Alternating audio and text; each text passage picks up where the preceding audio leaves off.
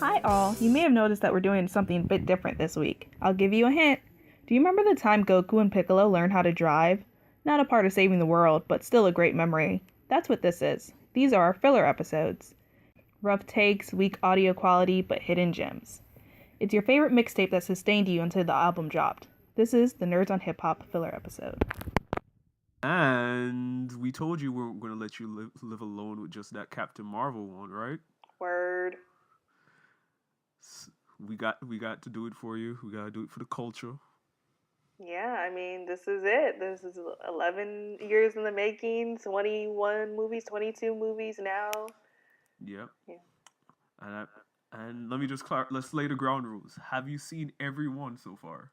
So I have not. So I didn't see Iron Man 3 or Thor Dark World because every time I tell people it, they're like, you don't need to see those. And now I'm mad at all those people. Okay, we're going to get quickly into that very soon. All I'll say is that the only thing I haven't seen is the Hulk movie. Right. Yeah. That's fair. I think that's okay. But I don't know where to start. I'm just going to be very honest with people. I know where to start.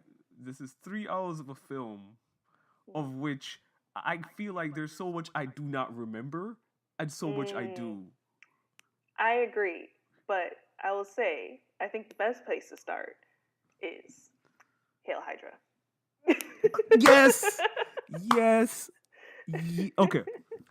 Let me break this down for people to really understand why this is the greatest part of this entire film. It really is.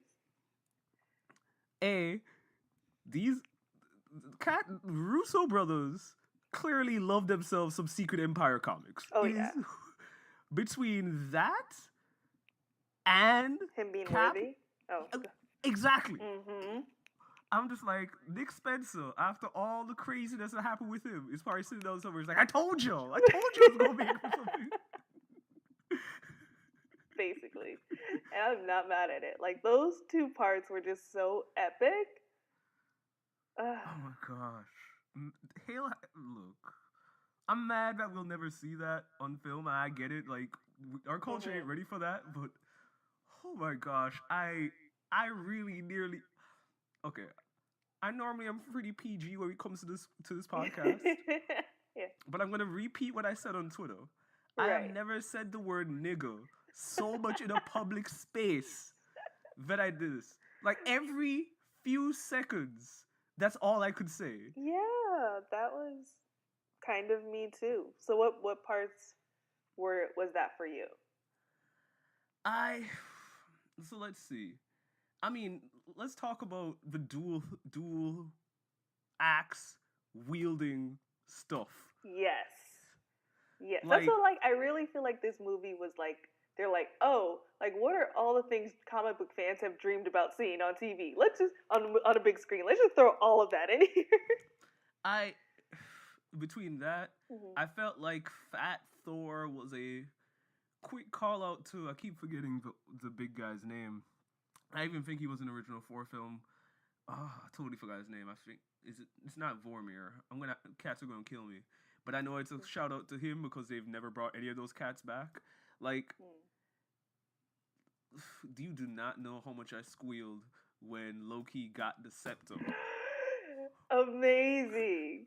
And I feel like the movie did a really incredible job of bringing back characters that, like, we know were dead, like, but like not snap dead, but like dead, but like bringing them back where it like still makes sense. It's like, oh, we can have this character back, but like also those deaths still mean something.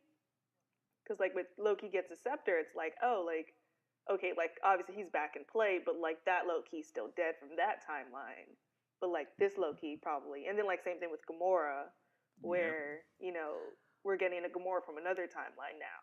Although the ending does not make it very clear what happened to Gamora. I was thinking that too, but she's definitely going to be around. I would say she didn't. Well, actually, I guess she could have went away if she. Well, no, because she wasn't. Yeah, I wish I would have known. I wish I knew what Tony actually did when he. Right, there's a lot to go into that snap to figure out what in the world happened. Right, because he was just like Thanos and all of his allies. It's like, what's an ally? Exactly. Yeah, all of our enemies. Like, you know, like what is that? What does that even? What does that mean? Uh, okay. Yeah. I'm trying to wrap my head around where do we even continue going from here.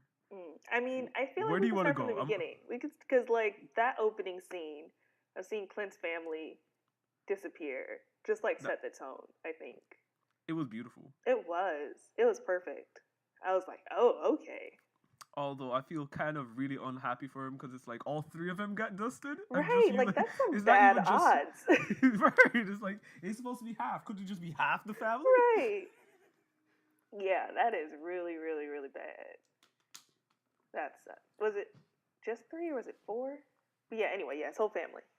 Yeah, his entire family while he got left out to the streets, and then because I'm trying part of so this is gonna be a weird critique. I think at the beginning I wanted to feel more resonance with all the emotional beats, but I feel like they didn't all sit as well as I wanted to. Besides what I think so man, I'm running all over the place. So rein me in. Go What for did it. you so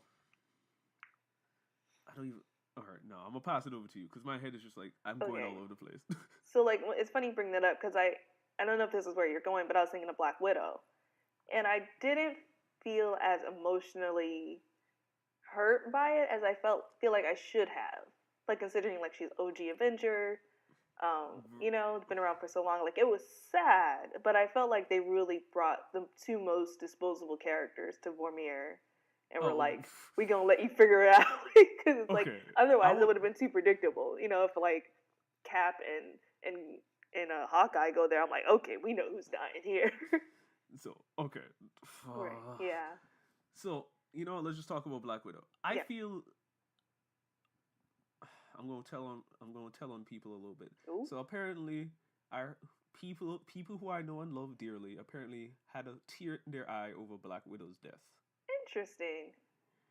And you've been hearing me this entire time. I was like, I like the ScarJo Scroll. Like I appreciate what she brings to the Avengers Squad. Yeah. And I just feel when I look at that death and look at the character arc that they gave her in this film, it feels incomplete. Because like to me, I think the best scene with her in the film, before we even get to there, is her interaction with Cap and the peanut butter sandwich. Yes. But I'm looking at that and I'm just like, there's something missing from that interaction. And I think it goes into something where it's like, I think part of, and maybe this is just me being delusional through how I think they framed Cap. I felt like, because part of what I feel like ending for her is, besides her doing the noble sacrifice and all of that, I think part of what they're trying to show her is that she never really got the family thing. Like, Clint, quote unquote, has something else to live for. Right. Her resolution with Banner really wasn't there. But I've always felt like that relationship between her and Cap was one where that is a restorative relationship in her life. And I feel like they never... I feel like that's something that I feel like could have been hammered out more for me to feel this. I agree, because they do spend a lot of time together. Right.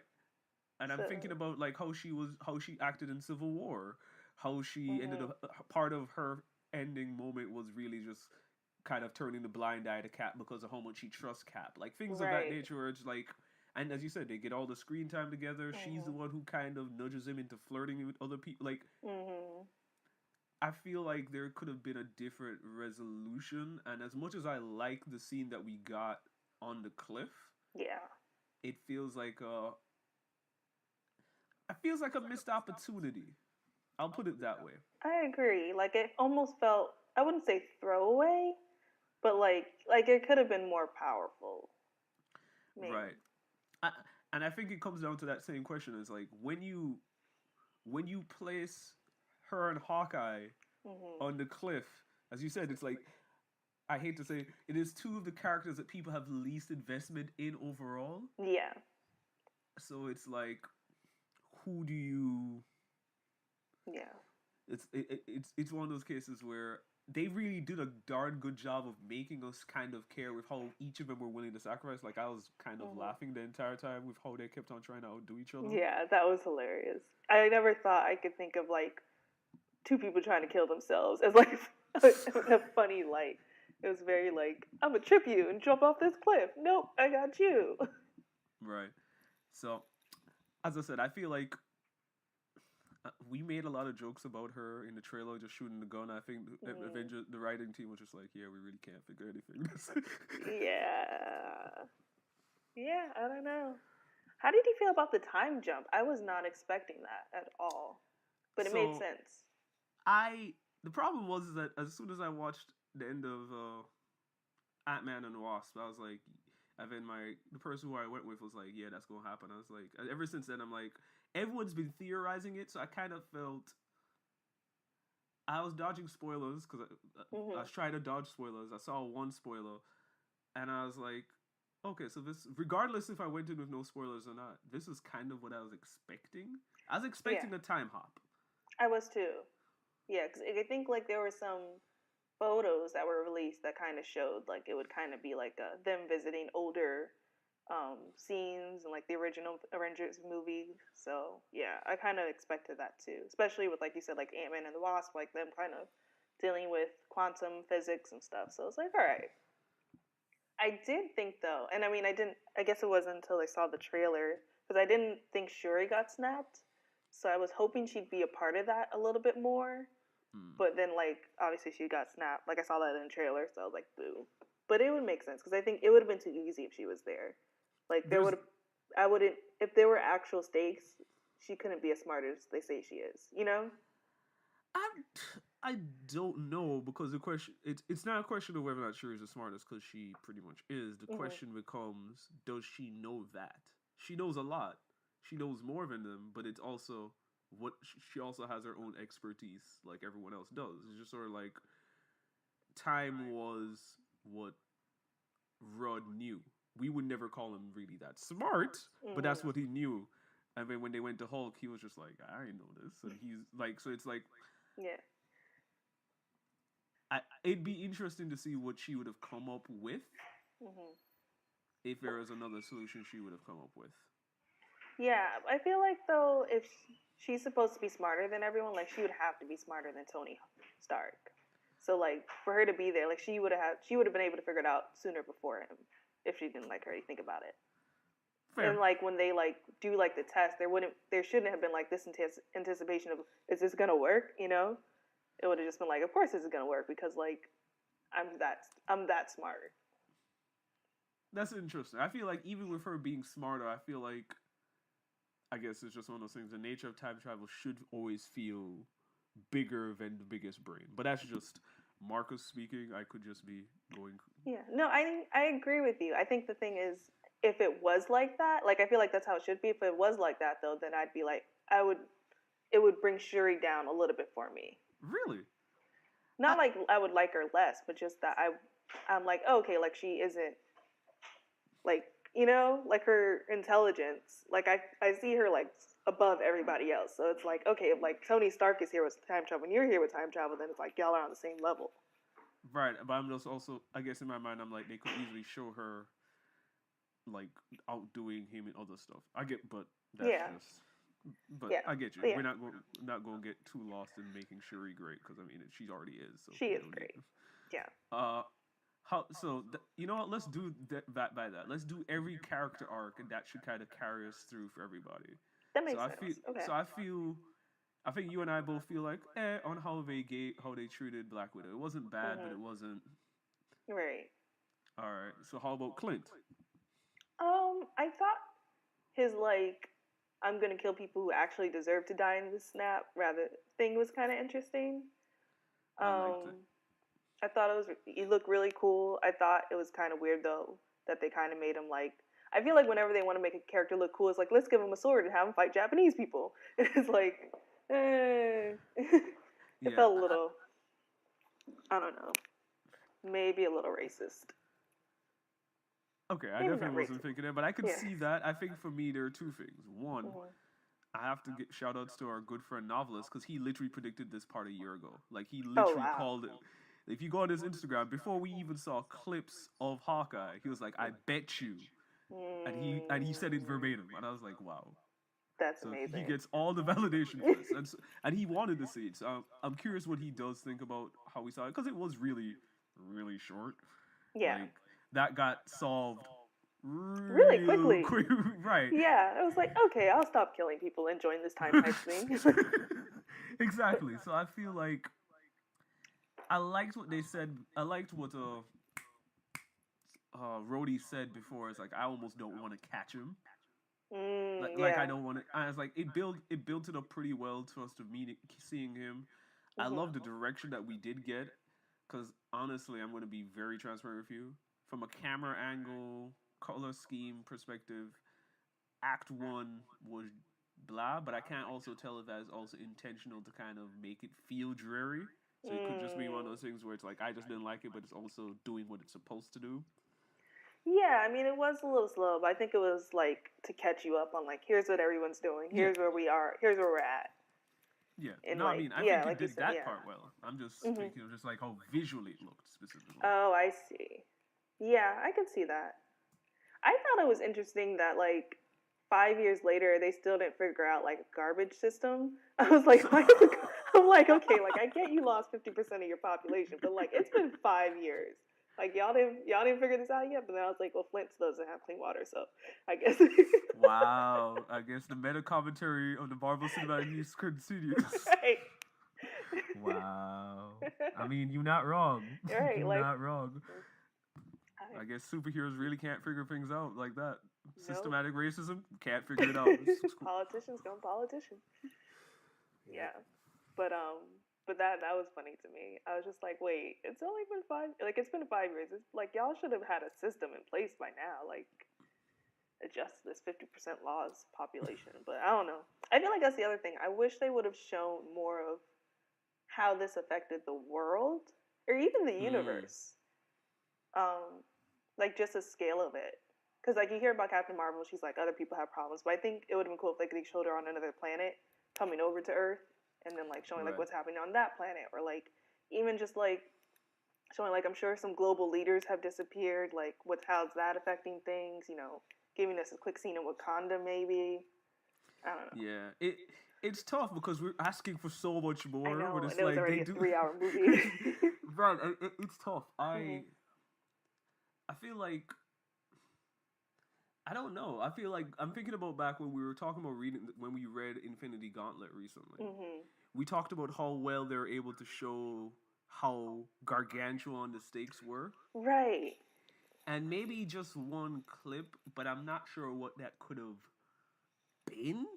Because Mm-hmm. I like the personal angle of of it's what they did with Cap, right? Where Cap is leading this Right. essentially recovery group, Mm-hmm. and you're hearing just the person talk.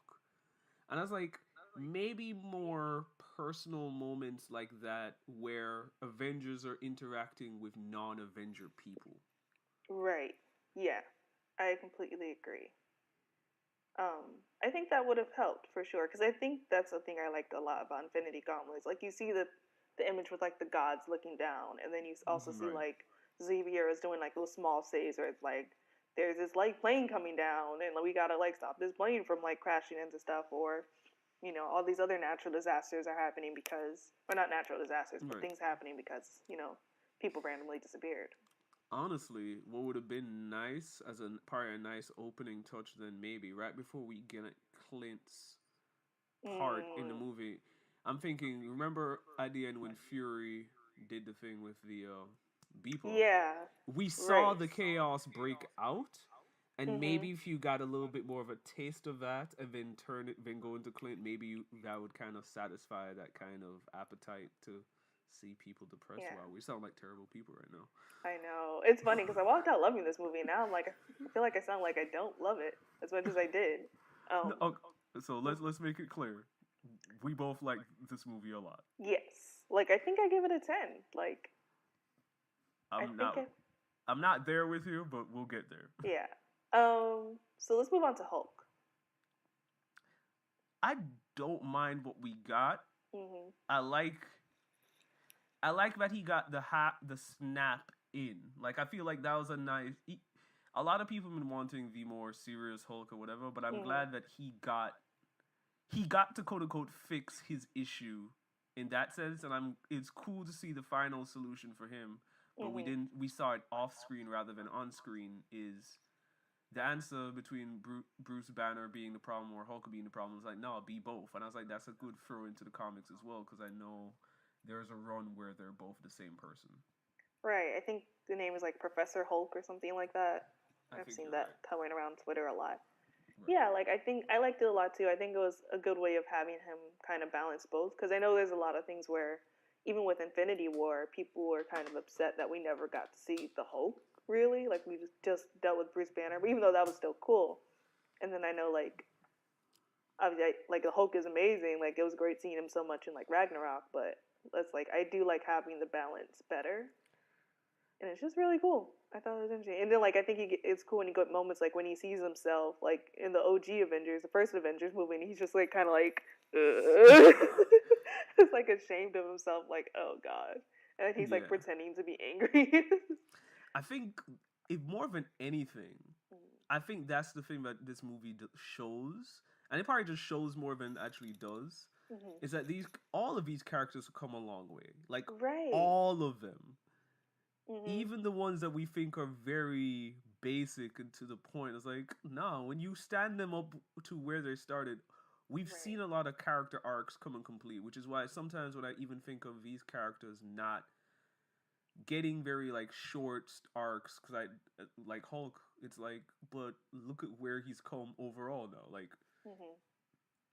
Yeah, I think for sure too. Like you see the growth in all of the characters in ways that I don't think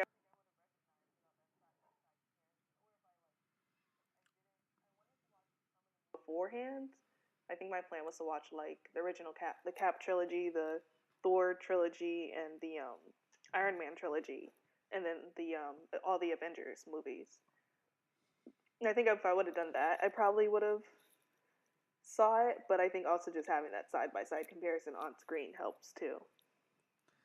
Quite so. Yeah. So the two big character arcs are coming up, so we're gonna give those the real treatment very soon. I've been trying to go, and I noticed where you started off, and I was like, all right, so we're going that way. We're starting with like the people, like it's like we care about these people, but right. But before we give, well, we'll do my boy because he's in between of all of this. Yeah. What do you think? I'm gonna say my favorite scene in the movie. That's not. The most important. Okay. My favorite scene in the movie, and this is going to be controversial, is the pep talk that Thor gets from his mother. So I really like that too, and this is why I'm mad at people, because since I didn't watch Thor Dark World, I missed a lot of that, like, I think I missed some of the emotion that I would have felt watching that. Because, like, all of that happens in that movie, so I'm like, yeah. It's interesting, because having watched that movie, and I think I even tell you I like it, I don't... It's funny because her death is not. It happens, but it doesn't. You remember the first thing that you see when they go to that time period is when they run across Loki's gate. It's that Loki's gate scene that people will tell you is the greatest scene of that movie, and it is easily by far. Okay.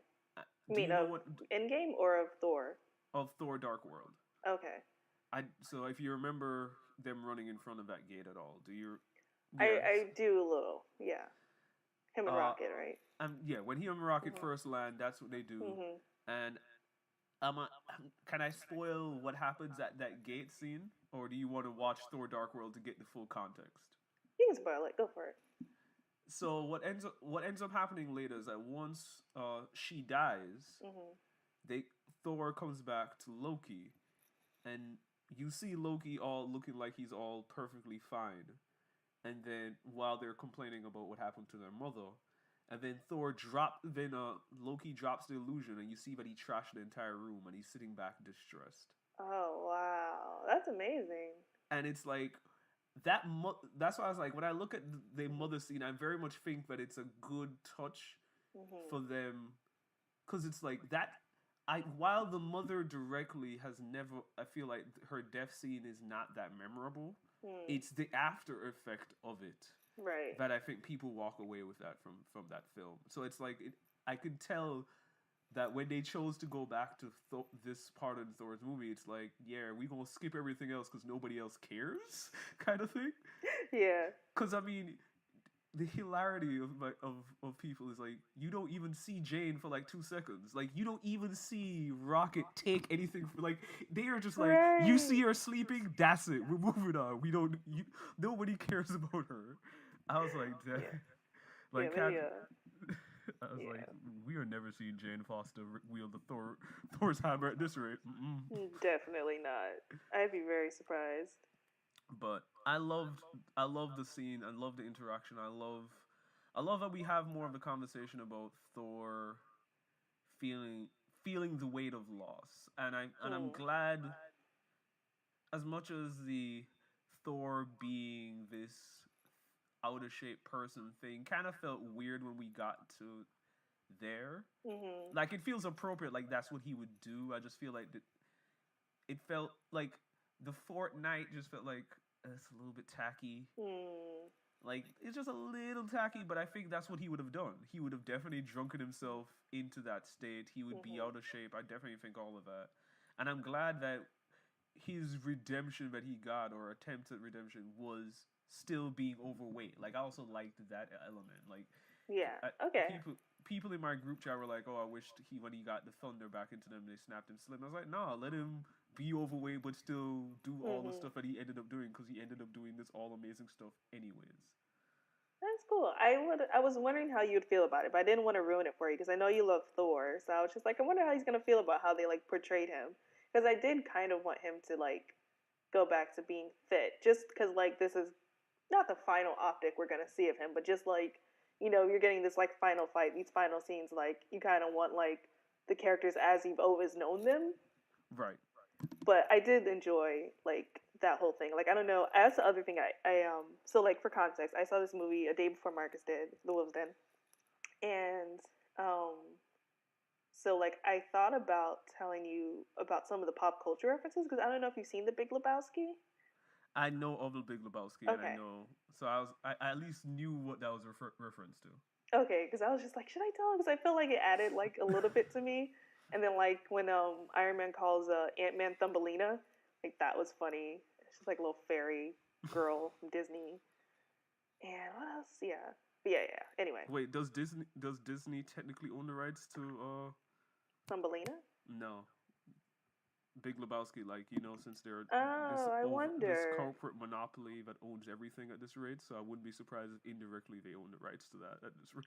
Me neither. Now I'm kind of like want to look it up. Let's see who owns the Big Lebowski. I tell you, you're not getting the answer to this kind of question on any other podcast. Right. What is it? Breaking down capitalism, one movie at a time. I actually don't think so. Production company's Working Title Films. That's kind of funny. And it's distributed by something else. Yeah, they actually may not own this one. Wow. Wow, crazy. Yeah. Oh wait. Wait, So Working Title's owned by Universal Pictures, which I think. Universal doesn't own them, so Okay. they're not owned by Universal. Yeah, sorry. Okay. Whichever way you All want right. to So say. we're good. We're good. Yeah. So I enjoyed Thor's arc. I thought it was good. I'm glad he got like that redemption arc with Thanos and with his mom. I thought the pep talk was a good thing because it's what he needed. Like, I think that's what he needed. Yeah. Can we talk about how that him killing? The cool thing was knowing that him killing Thanos just really didn't like. That early scene in the film where they go there, like, mind you, the way that they shot that entire thing of Thanos living his day-to-day life, all of that. That was amazing with Farmer Thanos. But I think the most surprising thing to me about like what really drove the Avengers into their depression was the fact when they even tried to win, they felt like they lost. Right. Yeah, and that was like the first time they really did that. And it must, even like they won, but they lost, like you said. Like they found Thanos, but he already destroyed the stones. Like Thanos, Were you expecting that decapitation? I was not. I Mhm. really wasn't. That was something else. Yeah, that was. It felt like they were specifically like addressing that final scene, like when they almost had him. Well, I guess Yeah. the two scenes where they almost had him, like the one with Quill messed up, and then Thor when he missed his head, Okay. because they kind of grab him in the same way, where like someone grabs his one arm, the other one grabs the other arm, the other one puts him in a headlock. Yeah. So I thought that was good. Um, I think Thanos in general too was good, just because like I was wondering how like once they killed him, I was like, okay, now what? Like, like is it just Right. going to be about them getting the stones? Like I felt like they're going to have to introduce. I thought they may have introduced a new villain, Yeah. but I really liked how they reintroduced Thanos. Right. He has some of the greatest quotables of all time. I am inevitable. Man, that's beautiful. Yeah, like Thanos could be a rapper. Can't we just Like get Josh Brolin to just drop bars all the time? I would definitely listen to like an album with like Doctor Doom, Thanos. Yes. I don't know who else. I'm trying to think like That's it. Just get Doom beats and just give it to Josh Brolin. We're set. that would be amazing. Uh, yeah. I was telling someone in the car, I was just like, I genuinely think that he is the most interesting. Like, I personally have a bias for my boy Kylo Ren over the Star Wars films. But if Hmm. you're talking, but out of all the villains for the last few years, it's Thanos Hmm. and it's Hero Killer Stain. Those are only two villains that I think have been just done real proper justice. Interesting. I have to think about that. I think I'm one of the few people who liked Ultron. I really enjoyed Ultron. I don't know if I'd put him in like a top three, but Hmm. I think Thanos for sure. I think Loki for like him being, even though he's technically not a villain, I think he's done He's well. a yeah, but nah, but yeah. Yeah, exactly. Yeah, but nah. That's a good question. Hero Stain definitely for Stain, definitely a good pick. Oh man, I'm like blanking out though. Would you pick anybody from the One Piece world? Since I obviously don't know. Oh, And think within the last 7 years, because it's I'm trying to think within the Avengers lifespan that we've had. oh gosh. Um, I don't know if he's considered a villain, but I think Akainu is really like terrible just because spoiler alert for anyone who hasn't seen One Piece. You Um, don't gotta say it, it's okay. You can skip all of it. you cannot. He's the one who kills Ace, and he kind of does it in like behind his back and kind of like in a very like you didn't need to do that kind of way, and like you're Right. gonna call like and like the amount of anguish Ace's death caused, and it's like wow, and you really like you did that, and you didn't have to do it, Mm. you know. But he's like, but Ace is a pirate, and the kind who's part of the Navy, so it's like kind of his job, but it's also like that was exceptionally um, cruel. Mm. So I don't know if I'd place him under villain status, but I think that was one of the more like examples I've seen lately that like kind of like damn. Okay. Mm-hmm. And I don't know if this applies to this multimedia franchise since I obviously don't follow it. I'm guessing everybody's technically a villain in Game of Thrones the way that people portray it. No, actually, I wouldn't say that. Okay, I Um, assume that everyone is a morally gray character, but I guess not. Everyone is morally great, but I wouldn't call everyone a villain because they're morally great, but they also have their own um, reasons for doing things. And like everyone, like I understand everyone's reason for doing something, except for like two characters Okay. who are So just like y'all are just evil. okay, So so there yeah, so I are guess I think like Joffrey and I forgot the other guy's name. Um, yeah, they're definitely like the most evil people. so would you have you found them more engaging to deal with than Thanos, would you say? What do you mean by engaging? As in, like you think that they're more interesting villains? Because that's what I guess that's more so where I'm thinking is like Thanos is both acting performance, the way that he's written, and just like strictly from a performance angle, and even somewhat from a story angle, but that he's thrilling to watch in a way that but it's, as I said, for me, it's like I feel like he has all the elements of a classic villain to me. Mm. And so it's like that's why I bring up Heroes Kill a Stain. Like from a story Mm. perspective, he works well as a foil. From all these other angles, from an acting, like when you get into like the nuts and bolts of the acting or the writing, like so it's like that's what makes Thanos work for me on those levels. That even for someone who I prefer, say like, what's his name, Kylo, Kylo's yet to be determined from in a certain sense, Mm. or pick any other of my hero villains. Those are characters yet to be determined. Right. That's why I'm like, I don't know if you would say right now because you've engaged with those multimedia stuff. Those are longer running. It is potential for you to find them more engaging and more interesting and more like integral to the story, or even just a quote unquote better villain by whatever metric. So Ramsey is the other character. I definitely wouldn't say that. Like, I kind of hate seeing them on screen. Like, there's no part of me that wants them to win. I think there's a small part of me that like was kind of interested in seeing Thanos win. Like, even like you see like Infinity War, it's kind of like I like there was a part of me that kind of enjoyed it. Like, that's not the same case for Joffrey and Ramsey at all. Like, you're just kind of like, these people are terrible. They need to die. Okay. Like yeah, So, no. so there, as one of my other favorite podcasts would say, there's no villain agenda in you for them. No, yeah, no. It's just like Okay.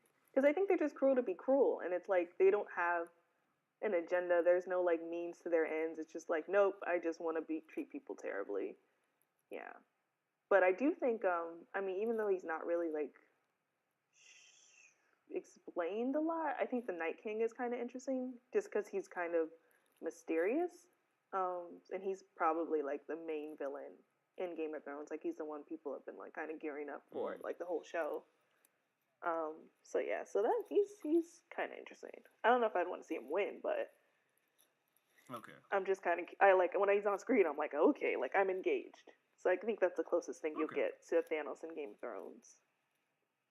Okay. But yeah, As I say, I only ask because I know other people have that reference, but I don't. mm. So I just had to ask it for the Yeah, people. I would probably say Cersei too. But yeah, anyway, I'll just stop naming names. But yeah, so I think we got a good arc with Thanos. Right. Like I think, I even love that he had solace when they killed him. The yeah, like he was like, I done my work. This is mm-hmm. like part of what made Thanos coming back through that second timeline setup Mm-hmm. beautiful is like you saw his face light up. It's like, oh, I did it. Like Right. I was like, oh no, this is the future that they're trying to run away from. I got to sign, seal it, and deliver Mm-hmm. it. Yeah. That moment when he finds out, I was hoping that they would do more of the recordings that Mm. they're pulling from there. But I'm not sure what else he would have been able to see that would Mm-hmm. have like really talked to him.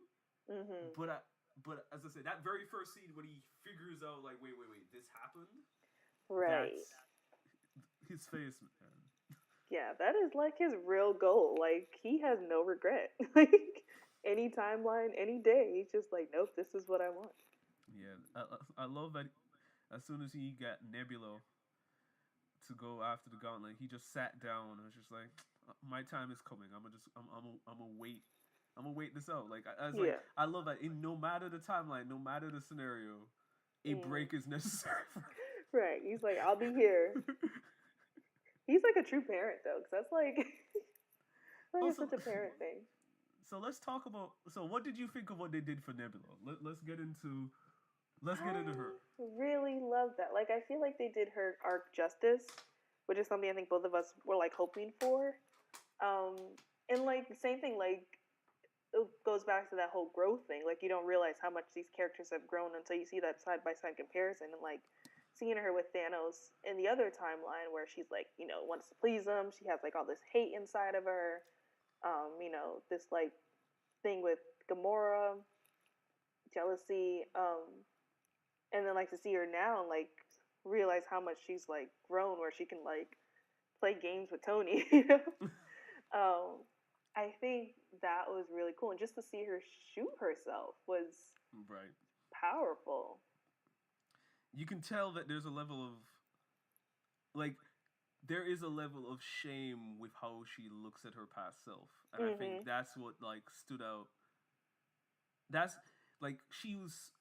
It's beautiful to see how much like her actions prior were all about pleasing him, regardless of how vile that she felt that it was. Right.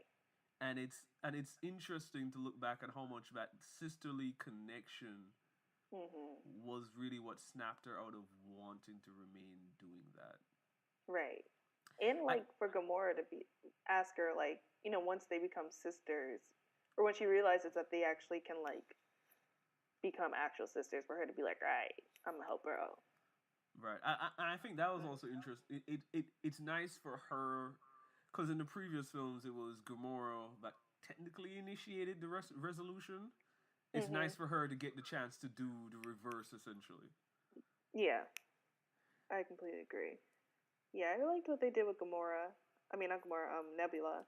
I I felt like that was a really cool arc for her. I think the most disappointing thing with Nebula is Mhm. you see how at the very beginning of the film when she comes off the ship, nobody else agrees to her but Rocket. That's true. Well, no one else knows her. I You're don't right. think. It Yeah. just feels away because it felt like part of.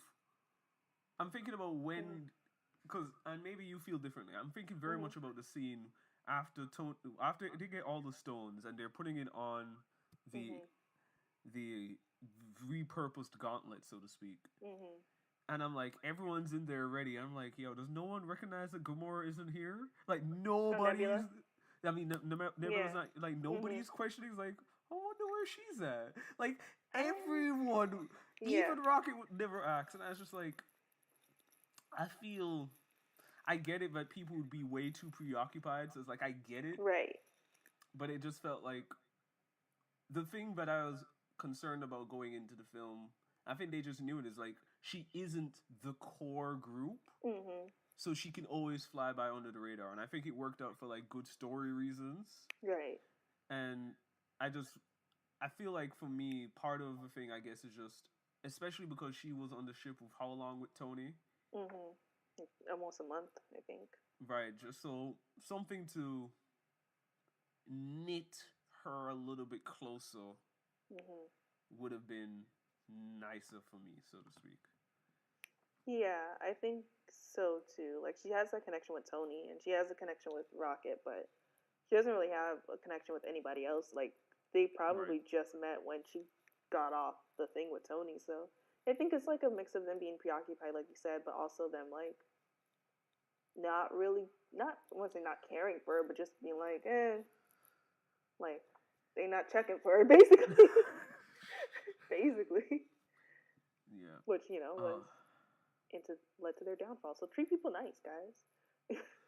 exactly. It's like, yo, check on the people you don't talk to. Right, because they might be calling Thanos in on you. That- so, But yeah. all right, we're still trying. I'm still trying to save the last two people for the last. I know, but I think we're down to it because um yeah, I think that's it. I mean we could talk about like reunions. Like I think yeah, well I think we'll probably have to say that for last. Just like when the people who are snapped come back. Oh yeah, we have to say that for last. So Yeah. let me ask this question Hmm. concerning the two characters we're about to get into. Right. Did you cry? I didn't. Okay, Surprisingly, I thought I would, but I didn't. I went in Um. expecting to cry too, and I didn't, and I feel Hmm. a little bad. Um. Yeah, I didn't. I really. Maybe because I expected to cry too. Like going in, I was just like, okay. And it's funny. I felt kind of bad yesterday because I was with my friend and she was about to go see it with another friend, and I was like, don't. I was like, don't cry too much, and like as a joke. And she was like, well, now I know someone dies, and I'm just like, Wait, you didn't know what? You can't go into that not expecting that. yeah. And I was just like, I felt kind of bad, but at the same time, I was like, but A, you should probably know that maybe. But other thing was like, there are so many things. Like even if you knew someone died, Like, there's so many other reasons to cry in that movie, I think. Right. So let's. I'll just go and just say what I think the best scene of the entire film is. Okay. When they go to the compound, Mhm. when Tony meets his father, easy. That was great. Yeah. Especially like the advice he gives them, where he's like, about choosing family and like priorities. It was really what he needed to hear at that moment too. Right, and I think Mhm. that time, like no pun, that line Okay. about time, no punchline intended. Mhm. I think it's what resonates. Besides the fact that they're doing all the time traveling, whatever. Mhm. I think the thing that will stick with me with this movie is that Tony technically won when you talk about his relationship with Cap. Right. Yeah. Because ultimately, Yeah. Sorry. no, go ahead. No, no. What are you gonna say? Ultimately, what? Ultimately, every time I look at what choice Cap made at the end of the film, Mhm. and nobody agrees with me when I said this to them, but I still stand by it. I feel that Cap made that choice out of a little bit of jealousy for what Hmm. Tony had. And I say Oh, right. Yeah. and I say that because I'll go back to the beginning of the film, right? Mhm. We can talk about their beef at the beginning of the film too, but I'm for me the scene that sits with me the most is when they come up with the idea Mhm. and Tony's like, I don't want to do it. And part Mhm. of the reason why he doesn't want to do it is because of his daughter. Right. And I'm looking back to when Tony gets off, Tony has his wife there. Like Mhm. everybody else got somebody dusted that was really, really, really, really important to them. And Right. while Tony's surrogate son Spidey got dusted, Mhm. his wife was still there, Right. and he had a new daughter. Like I remember that scene where he holds up that picture of Spider-Man and turns it down. I was like, nope, try it again. Mhm. He was like, I'm not dealing with these feelings right now. Nope, not doing that. Right. uh, but from when I look at that scene, it's very much of like Tony. Cap says it's like it's hard for people to move on. In a sense, what was very interesting for Tony is like Tony was doing his best to move on to, and unlike the rest of the Avengers, he Mhm. really had something to move on to. Right. Yeah. Because when you think about it, like Cap doesn't really have anybody else. Black Widow doesn't really have anybody else. Clint doesn't have anybody else. Hulk doesn't have anybody else. Who am I missing? Right, it just gets. Uh, oh, Thor. Yeah. I mean, he has Asgard, but he's like wallowing. Hello, Yeah. Can you hear me? hello, test. Are you still there? I am. Can you hear me? I can hear you now. So Okay. I don't know what happened. The video's gone though. okay, so as you were saying, Black Widow ain't got nobody else. Right. Hulk doesn't have anybody. Clint doesn't have anybody. Cap doesn't have anybody. And Thor has Asgard, but I feel like he was just so deep in wallowing that he was just like, Right, yeah. and half of those Asgardians are gone after what happened with Thanos anyway. Right. So he's just like, whatever. Yeah, so for me, I think there's a little bit of jealousy with that. And when you look at what happens at the end in the big fight, he get, Tony gets to fight with Pepper, like, Hmm. and Pepper does amazing. Yeah. Or like, well, who was she like circling around? Like she's kind of in the air and someone else is behind her. Was I, it? it was her and Tony for a while It was her and surfing. Tony. Okay. Yeah, That was amazing. Like that kind of reminded me of was it like Mr. and Mrs. Smith? I don't know if you've ever seen that movie, but there's like a scene where they're kind of like both like firing guns and they're kind of like back to back and they kind of like switch. And I think they do it in a lot of action movies in general, but it was really cool. it, There it, was a lot of great scenes in that like final battle scene. oh yeah, we really got to get there soon. Yeah, I think we're almost there, but I will say when my crowd saw her show up, they cheered. I don't. Did your crowd do that? my crowd cheered. My crowd was big on cheering, but it Yeah, was amazing. I don't. I really did not think I would cheer this much, but as I said, I kept on. Hmm. Yeah. That entire third act, I was just like, it was so exactly. Yeah. No, I Uh, hear you. so I think that's the most beautiful thing of this movie, right? Because I think what we see throughout is that Tony tended to like, and this is probably why he had to die.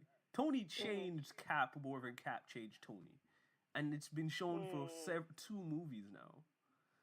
In Civil War, we now see, because of what happened to original Avengers, Tony changed how Cap is skeptical of government and big and corporate. Like, that's why we get everything about what Cap was doing. And then we see in this relationship to, he ultimately regrets the decision almost that he had, or not having Peggy in his life. Like, and I think that's, to me, is like, yeah, those are the two wins for someone like Tony, and I think that's just like, after that's it. Like, for me, those are the things where I'm looking at. Yeah. I'm just like fumbling over my words. I would say I think Cap was definitely inspired by Tony, but I don't think jealousy is the right word for me. Probably not. But I feel like he definitely like saw it like, damn, I do kind of want that. Like, I like kind of inspired and kind of like, yeah. I don't know. Maybe it's the right word. But yeah, I thought so. I guess we're going to Cap first. I thought that was a really great way because I think this whole time before watching this movie, I was like, okay, either Cap or Tony's gonna die. Like, they're like the two pretty much the like main leaders of the Avengers. Like, they're like both the OGs, so it's like has to be one of them at the end. And I really like how they did it, where you kind of lose both, but in different ways. Right. And like Cap really gets like his ending, and like that whole like he gets his dance with Peggy, and like ending on them too was kind of like sweet. It was sweet, and literally no longer gets to be the man out of time. Like, that's right. Poetic of itself. Yeah, and just like him being just like an old guy, and just like he finally got to like live his life, and it like doesn't affect the current timeline. So like everything he did post being unfrozen, it's still there because like yeah. So I'm like, that was really cool. I would love to see though. I know Disney hasn't like announced this, but I would love to see like a Cap and Peggy show. Oh, that would be kind of beautiful. Right, because like I mean, going back to that, like they announced the Falcon and Winter Soldier, and like seeing like now Falcon has the shield, right? That's new Captain America, which also awesome. I'd be curious to see. I'm happy. I'm excited for that, but I would also love to see like a Captain America and Peggy in the like 40s fighting crime, for like everything you see in Agent Carter with Captain America. Quick mention. You want to know who I'm surprised has been barely mentioned in this movie? And I was like, bro, we're really going the whole movie with no mention of Vision? Like, we really dead seriously got 2 seconds of a mention, and we just kept it moving. I was just like, wow, for a person who was a key part of your Avengers team for a minute. People die every day, B. I mean, people so much so that Cap went out of his way to be like, no, if we choose one of the people, we don't have to choose one or the people. We choose everybody. It's like, word, Cap, what happened to him now? You haven't even said a word. Right? Yeah. They're like, we one problem at a time. Steal these Infinity Stones. Someone made a good point though. They said that Shuri might have been able to download all of his memories, because there's a WandaVision show coming to Disney. There is. So like they're thinking maybe Shuri will be able to like create a new Vision. Or I would love to see an opposite take of that Vision comic, but with like Wanda creating a family. Because I feel like she has the power to do so. It's funny enough because technically that happened in the comics too. Does it? Okay. Technically, I haven't read it happened in House of M. Okay. That's the name of the comic series, which I guess we should try to live tweet that. That should be fun. Let's make that a plan for a future live tweet. Yeah. Yeah. That sounds familiar. I've definitely heard of that before, but yeah. So I guess I shouldn't be that surprised.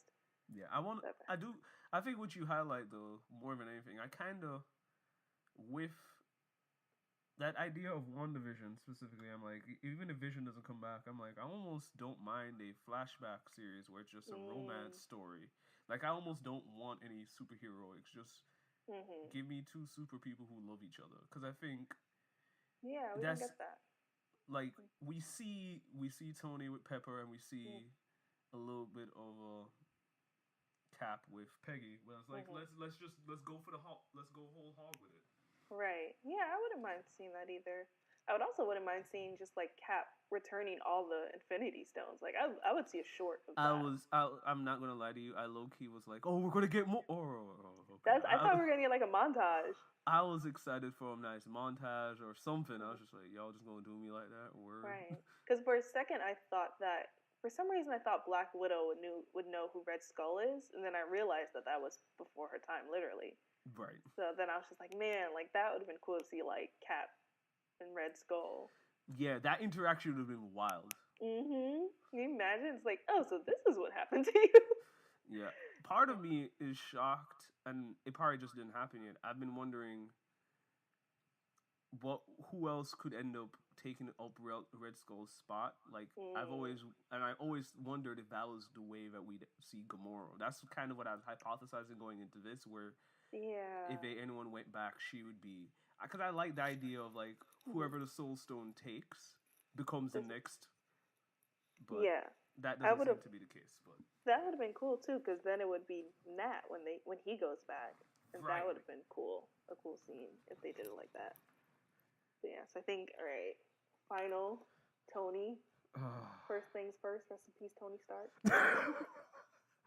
I mean, we know that J. Cole's your favorite rapper, so I'm not surprised. Top 10, maybe top 25. So yeah, like first off, I was surprised at the kid. I felt like Pusha T, you were hiding a child.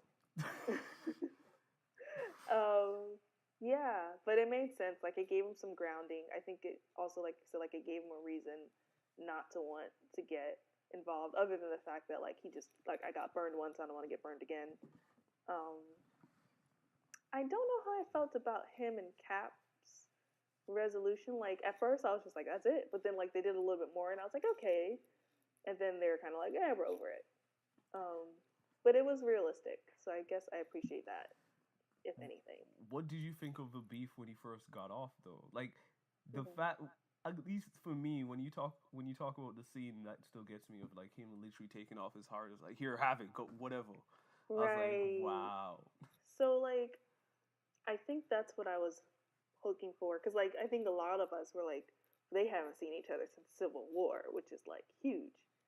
So I think I was expecting like this huge like reunion thing of like either of anger or of love, and like when they first come, like when Tony first gets off of the ship, he's kind of like when like literally when he first gets off, they're kind of amicable with each other, like really like nice to each other, like almost like nothing happened to a degree. They're kind of just like going over like updating like logistics, but then like you see like Tony kind of like throwing his heart at him and kind of like saying like F you, like I warned you against this. Like later on I was like okay, this is kind of what I was more expecting, and it made sense though for them to react how they were reacting at each time, because like Tony just got off the ship, he almost died, like clearly like it's not the time for y'all to be addressing this beef. But it's like all right, he's feeling a little bit better now. Of course he's going to start remembering stuff. He's like wait, hold up, I'm mad at you. Right. But then like later on he's just like yeah, resentment isn't really my thing. So I'm trying to remember. Do you remember how that scene went? Because I remember them saying something like the beef was over, but I can't remember how that. It was when Tony came and he was basically like, you know, I think he said like resentment isn't really my thing, or like I don't really have it in me to like hate somebody. Like it was something of that nature. And Cap was like, yeah, me neither. So I think that's when he first came in on the car, when he like drove right onto the thing. Yeah. Yeah, it made me question whether or not I felt how salty that Tony felt. Like, did you feel how much did you feel his anger with Cap?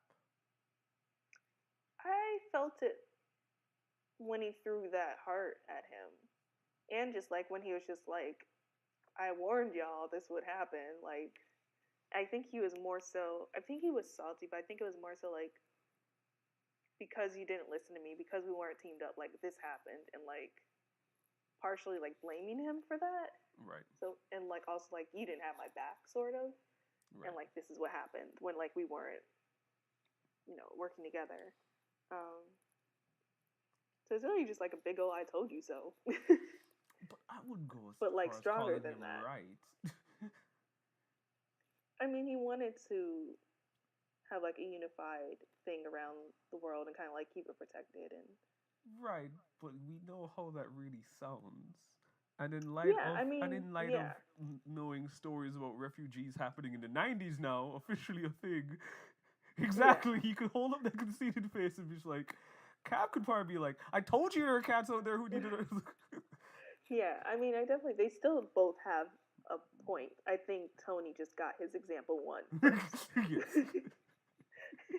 Example A, example B. I mean, you give it another 5 years, Cap would be like, "Well, see, this is what I was talking about." Yeah. Um, but like, it's funny though because I did feel more so that Tony would die, but I felt like because I felt like that, it would probably be Cap because that's how people want to break your heart. Because like when I was writing for Complex more, I Yeah, just remember like just floss about how great you are again. no talking You about just used to write for like a super important website because your words are amazing. anyway. Okay, So Beyonce of writing.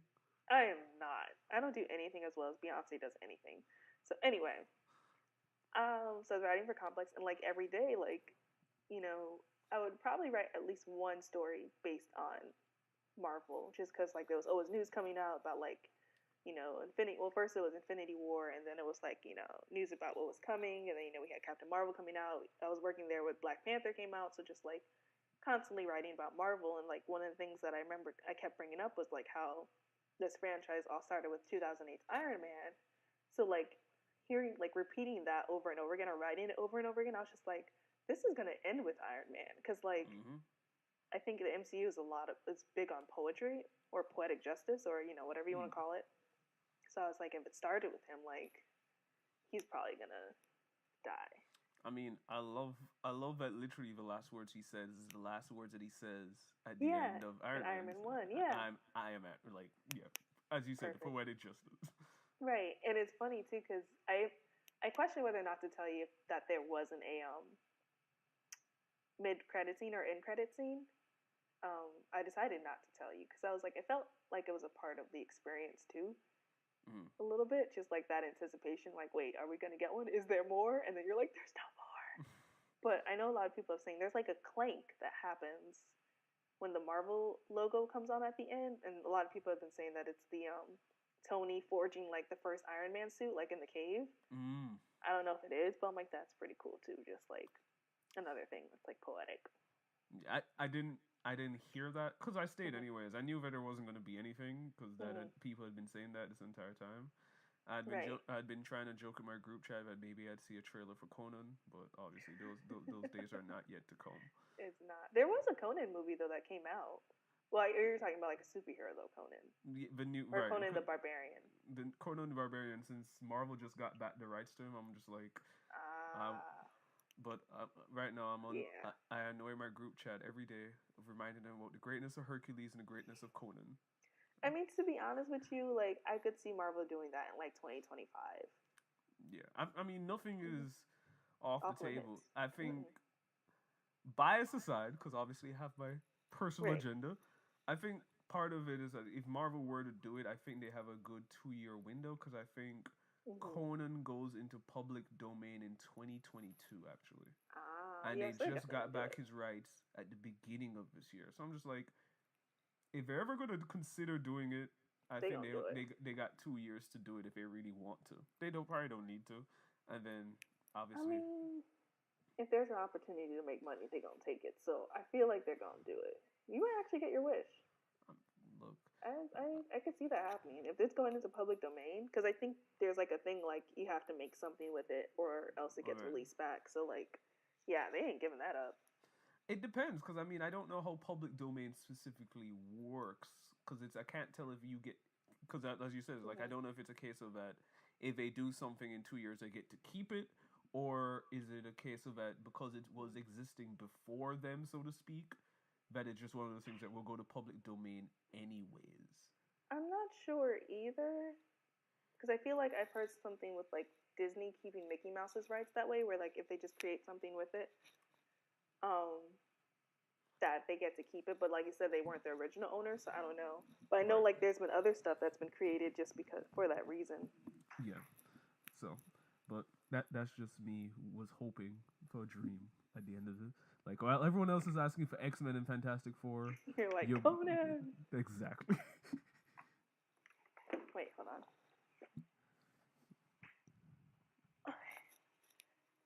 But yeah,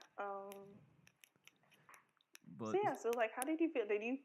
So you say you didn't cry? I didn't, and I felt, as I said, I felt bad because I feel like, as you said, I went into the movie expecting Tony or Cap to die. Mm-hmm. Honestly, I thought they weren't going to give us a choice. I thought they were going to kill both of them. I felt like that Yeah. would have been the easy way out, but it also felt Mm-hmm. like a way out, but everyone would feel pain. So it's like that sounds like the right choice. Yeah, yeah. I thought it might be Cap just because it would be the harder one to lose over Tony a little bit, but I was like, the fact that this started with Iron Man, and I felt like it should end with him. Right. Yeah. So, um, and how did you feel about how the scene was done? Because I love the Mm. moment where he says, "I am Iron Man," and Yeah. I remember looking at him, and I'm just like, "They're really gonna do it, aren't they?" And that's all I could ask myself is like, "They're really." And I knew a lot of people felt like super sad, and that's the moment where I'm just like, I was just more like, "Are they really gonna do this?" rather than being sad about it. And I feel, Right. I guess it's just a weird. It was a weird emotion to hold of just like as opposed to like being in the moment and feeling the pain of losing him, I was just like, wow, they're really doing this. Yeah, I felt sadder at the like funeral scene, or no, Mm. I don't know. I guess I'm trying to think. I think I felt sadder with him actually dying, but the funeral scene was also really sad. I love the proof that Tony Stark had Yeah, a has a heart. heart. Yep. That was cute. Um, so yeah, so the kid in the back, I didn't know who he was, and he was from Iron Man 3, is what I've been hearing. So Oh, I knew something was up with that. Okay, I'm glad. yeah, I I was like, wait, that doesn't look like any of them. right, yeah. So that was the reason why I was like, man, I kind of wish I watched that too, because I was like, who's this kid? But it seems like even people who watched Iron Man 3 were like, who's this kid? Because it's a different actor, so I guess it's kind of hard to place Right. him, and it's been like years. Yeah. It is. Dang, I totally forgot about that. Mhm. Dang, that would be a hell of a callback. And this Mhm. movie's full of all of them. But Exactly. that would feel like the weirdest call back easy. Yeah. Yeah. That might. But But yeah, that last scene was amazing. Like when everyone comes back from the snap, it's just like ooh, like it was that moment. I was just like, you know what? They might actually have the most ambitious crossover movie event ever. look, all right. I said a couple of things that were hilarious. Wong came back. Like that's the movie right Yeah. there. And then you saw kind of why he disappeared because it seemed like he was kind of going around and When- collecting all these heroes. So it's like, okay, Wong, we'll stop making fun of you for just disappearing. I'm not gonna stop making fun of him for. Okay, yeah, that's fair. Okay, can Um, I just lie to you? Part of me wanted, so I'm mad that I was hoping to keep up the joke of Wong not coming back. I kind hmm, of hoped that in the middle of the fight, I would have seen that it was Loki in the disguise of Wong. that would have been amazing. I was hoping for someone to be a scroll. That okay, we have a lot of places. All right, so we're gonna do this Mm-hmm. scene. I'm Mm-hmm. surprised we haven't even talked about the time travel element enough, but we'll get back Right. to that. Let's talk about why we didn't see the scrolls show up or the Kree. Yeah. I I was really. expecting when she showed up, I was like, oh, she brought ships because she was saying that for the whole thing. Everybody else is involved. That's what I saw in my Right. head. It would make sense. Like if you know Thanos is there, it's like we need troops. That would have been really cool, especially since like they came out with Captain Marvel right before. I felt like incorporating her world a little bit more into this would have been good because otherwise you really don't have to see like the only thing I think that watching Captain Marvel brought to me with this movie is seeing Nick Fury show up at the end and like with her Right. right there and I'm just like, oh yeah, they get reunited, like that was kind of nice. Def. But yeah, other than that I was like I mean, I'm glad she got a lot of good shots. I think yeah. I think even at the beginning, wasn't it her who was like trying to help hold the? Wasn't she who strangled him? Yeah. Thanos. Yep. And then he had to use the Power Stone against her. Oh, that Which was. was Oh, that was. yeah. I was like, when I saw that, I'm like, that is ridiculously thoughtful. It's just like, yep, that's why wouldn't you do that? Exactly. Yeah. It was just super super super powerful. Amazing. Yeah. Yeah. I'm really excited. Yeah, I think just seeing her punching the what is it like the things that were kind of like destroying everywhere, and just seeing her like punch it out of the way like it's nothing. Right. The beams. She essentially got to get the Hulk level scene. Mm-hmm. That she, she got to do the Hulk level scenes, and I was like, yeah, I'm not even like, yeah, I'm not, no argument here. Yeah. But we're gonna get back to this. Yeah. Take a mini break. Yes. I think we'll discuss probably the time heist a little bit more, and that's really it that we have left, I think. I mean, we can go on about the ending scene even more. That's true. Yeah, there were a lot of great moments. Yeah, but we shall return.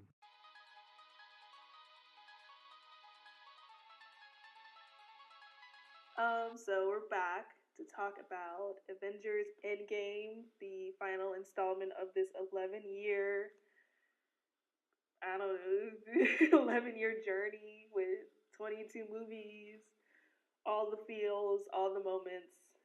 We are here to talk about it. Right, we're in part 2. Our favorite co-host had to go to Westeros for like a few hours, so deal with the other Starks. deal with the, I guess, the other MVP, as Twitter's putting it. Yes. So whenever you hear this podcast, we're actually recording the day after the latest episode of Game of Thrones, where Arya just like proved herself to be a total badass, like always. So, from one Stark to another. Word. Yeah, basically, it was Tony Stark, the MVP of Thursday when I saw Endgame, and Arya Stark, the MVP of Game of Thrones on Sunday. Weekend complete. Weekend complete. But there are a couple of things that we didn't touch on where we're going to try to knock out on. So the one I want to knock out on is like, how did you, what did you think of the entire sequence of us going to Jersey? Like, that entire Jersey trip when they landed and were looking at themselves. Like, what did you, like, let's get into that, because we skimmed that very much. You talking about when they do like kind of like a flashback of the OG Avengers, the first Avengers movie? Yes. First off, I think we kind of touched on this a little bit. We're like just seeing the growth of the characters, and also like the nostalgia, like that shot they do where it's kind of like the rotating camera, the pan, where like all of them are kind of like that group shot. You know, I love like character get-togethers. I love the rally thing. I think that's a thing I will always enjoy. That's probably why I enjoyed this movie so much, because it was like the ultimate rallying up the crew kind of moment. But yeah, I think like you see how far the characters have come, and you also see, you kind of get that dose of nostalgia too, where it's like, oh snap. And then it's cool just to see it like looking back. Like I think that was a really cool way for them to do it, like, and to be in the position that they are, with like having this movie come out like 11 years after the first Iron Man, and like looking back on it in a way that's like really creative. Right.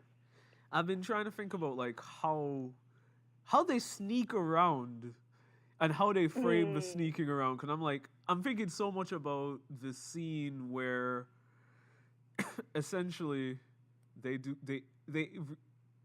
ogle Cap's ass the entire time. Oh yeah. And it's like, this is a weird thing for, like, it's in character for Ant-Man to bring up, but also very like, what is going on? But it's also, I can feel like you're seeing everyone from behind. Like, it's the only way that they're framing it. It's like, because they can't get involved in what's going on. So it's like, I also understand. I almost wonder how much of it came out of just like, because that's the thing, is like you don't want to interrupt what's going on, so you can only look behind. No pun intended. Yeah, and I think that shows too, like the difference in how of Cap.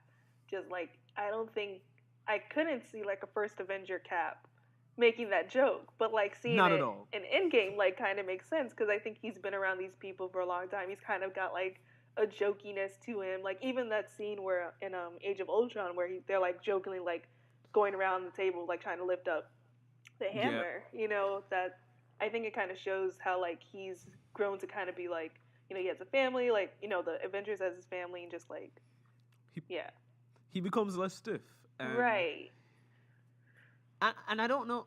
It's cool to see him less stiff because it's like, I mean, we got it.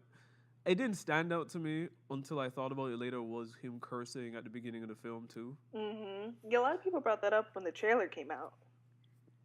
Right, and it hit, but it just kind of it fell off. Like it felt more surprising that he said that about himself. Yeah. But it was just, I forgot. So do you remember? I mean, the fact that they fit in, I can do this all day again, and he was so tired of that. That was amazing. That was so good. I was kind of disappointed he didn't say that to Thanos when he was kind of getting like, I was like, I wanted him to say it and then almost catch himself. I was like, oh gosh, I still say that kind of. That would have been kind of funny. That would have been funny. Yeah, I think I would have liked that too. Because I think that's the fun. That's actually the most interesting thing. Is like Cap has no shame about his past self at all, and I was like, Bruce has it, and so it would have been interesting. You want to know who I'm surprised that we never saw interact with their past self though? Yeah. We didn't see Tony interact with his past self at all. That's true. I guess it depended on the character because we saw him interact with his dad. We saw Thor interact with his dad, but we didn't see Thor interact with with his mom, sorry. But we didn't see Thor interact with his past self. Right. I guess that one I'm not holding too much against. I think because when I think about Thor's character growth, it is very much about the relationship to his parents and losing. But so it's like, it's not like by that Thor film, everything had done changed concerning his character. Right. I feel like with Tony, it would have been interesting, even because I'm like, yeah, he didn't get any moment where he got a glimpse of his past self. And given how much this movie is about like looking back, he didn't even get to even glimpse his past self because I don't even think we saw him say anything. I don't think so either. Now that you mention it, and I'm wondering, I wish I watched the movie recently because I'm trying to figure out how much different is that Avengers Tony from the Tony we have now. I feel like there might be more of a difference if we saw like the first Iron Man in this Tony, maybe. Possibly. Maybe though, I don't know because I don't know if he's changed that much. Like, I think he has. I think there's a level of selflessness. I think. I guess for me, I'm like, I don't think you could fit this in. I'm thinking a lot about after he falls out of space. And like how traumatized he kind of was at the end. Right. It would have been a nice for him to see that, but again, the way that they orchestrated with Loki and all of that, it was clearly too preoccupied with all of that. But it was just one of those things where it's very interesting that the only people who really got to interact with their past selves was Cap and Hulk seeing his past self. No, I just remembered, actually. We did get to see old Tony talk when he had the briefcase with the Tesseract in it, and he didn't want to give it to, I guess, the Hydra agents. But that wasn't, that they didn't interact with each other or, I think that was kind of, it wasn't revealing anything about him. There was no, like, connection between the two. Man, I just want to say it again for this podcast. I keep realizing we're going over like so many like, oh, they could have done this, they could have done that. It's not again, this is not indicating that this is not a bad thing. It's just like there's so many with how much they did, there's still so much else that they could have done. And for me, You know what? Let's get into that discussion. Mm-hmm. Are you satisfied with this film? I am.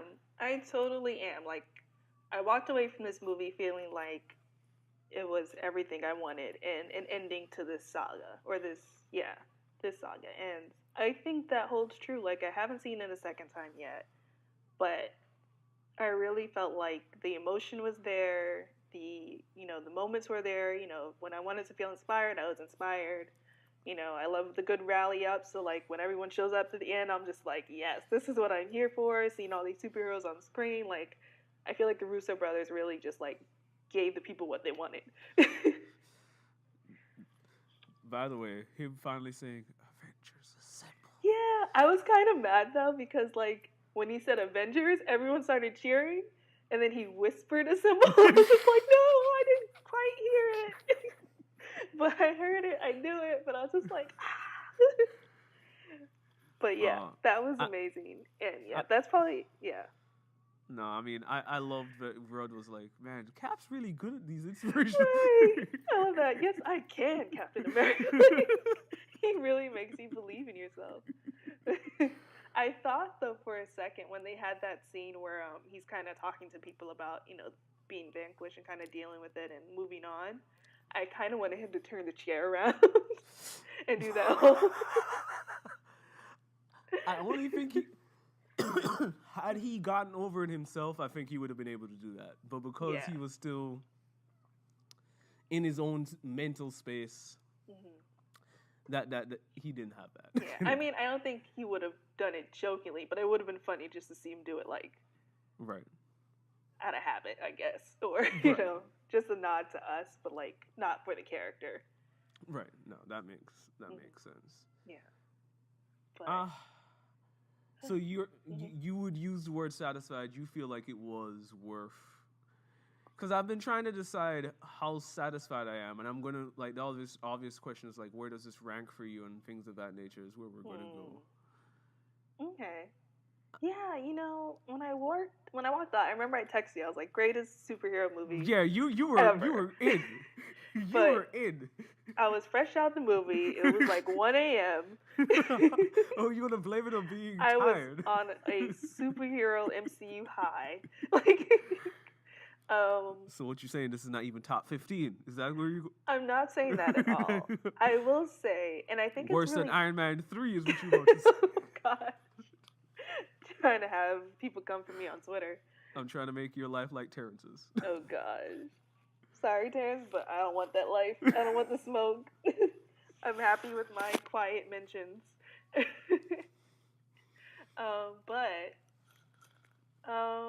Yeah, I've been trying to think of that because I think it...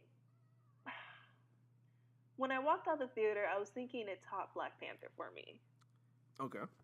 But I'm not sure if it tops Civil War or Winter Soldier or the Cap trilogy. Because, like, those hold a very special place in my heart. And so does Black Panther.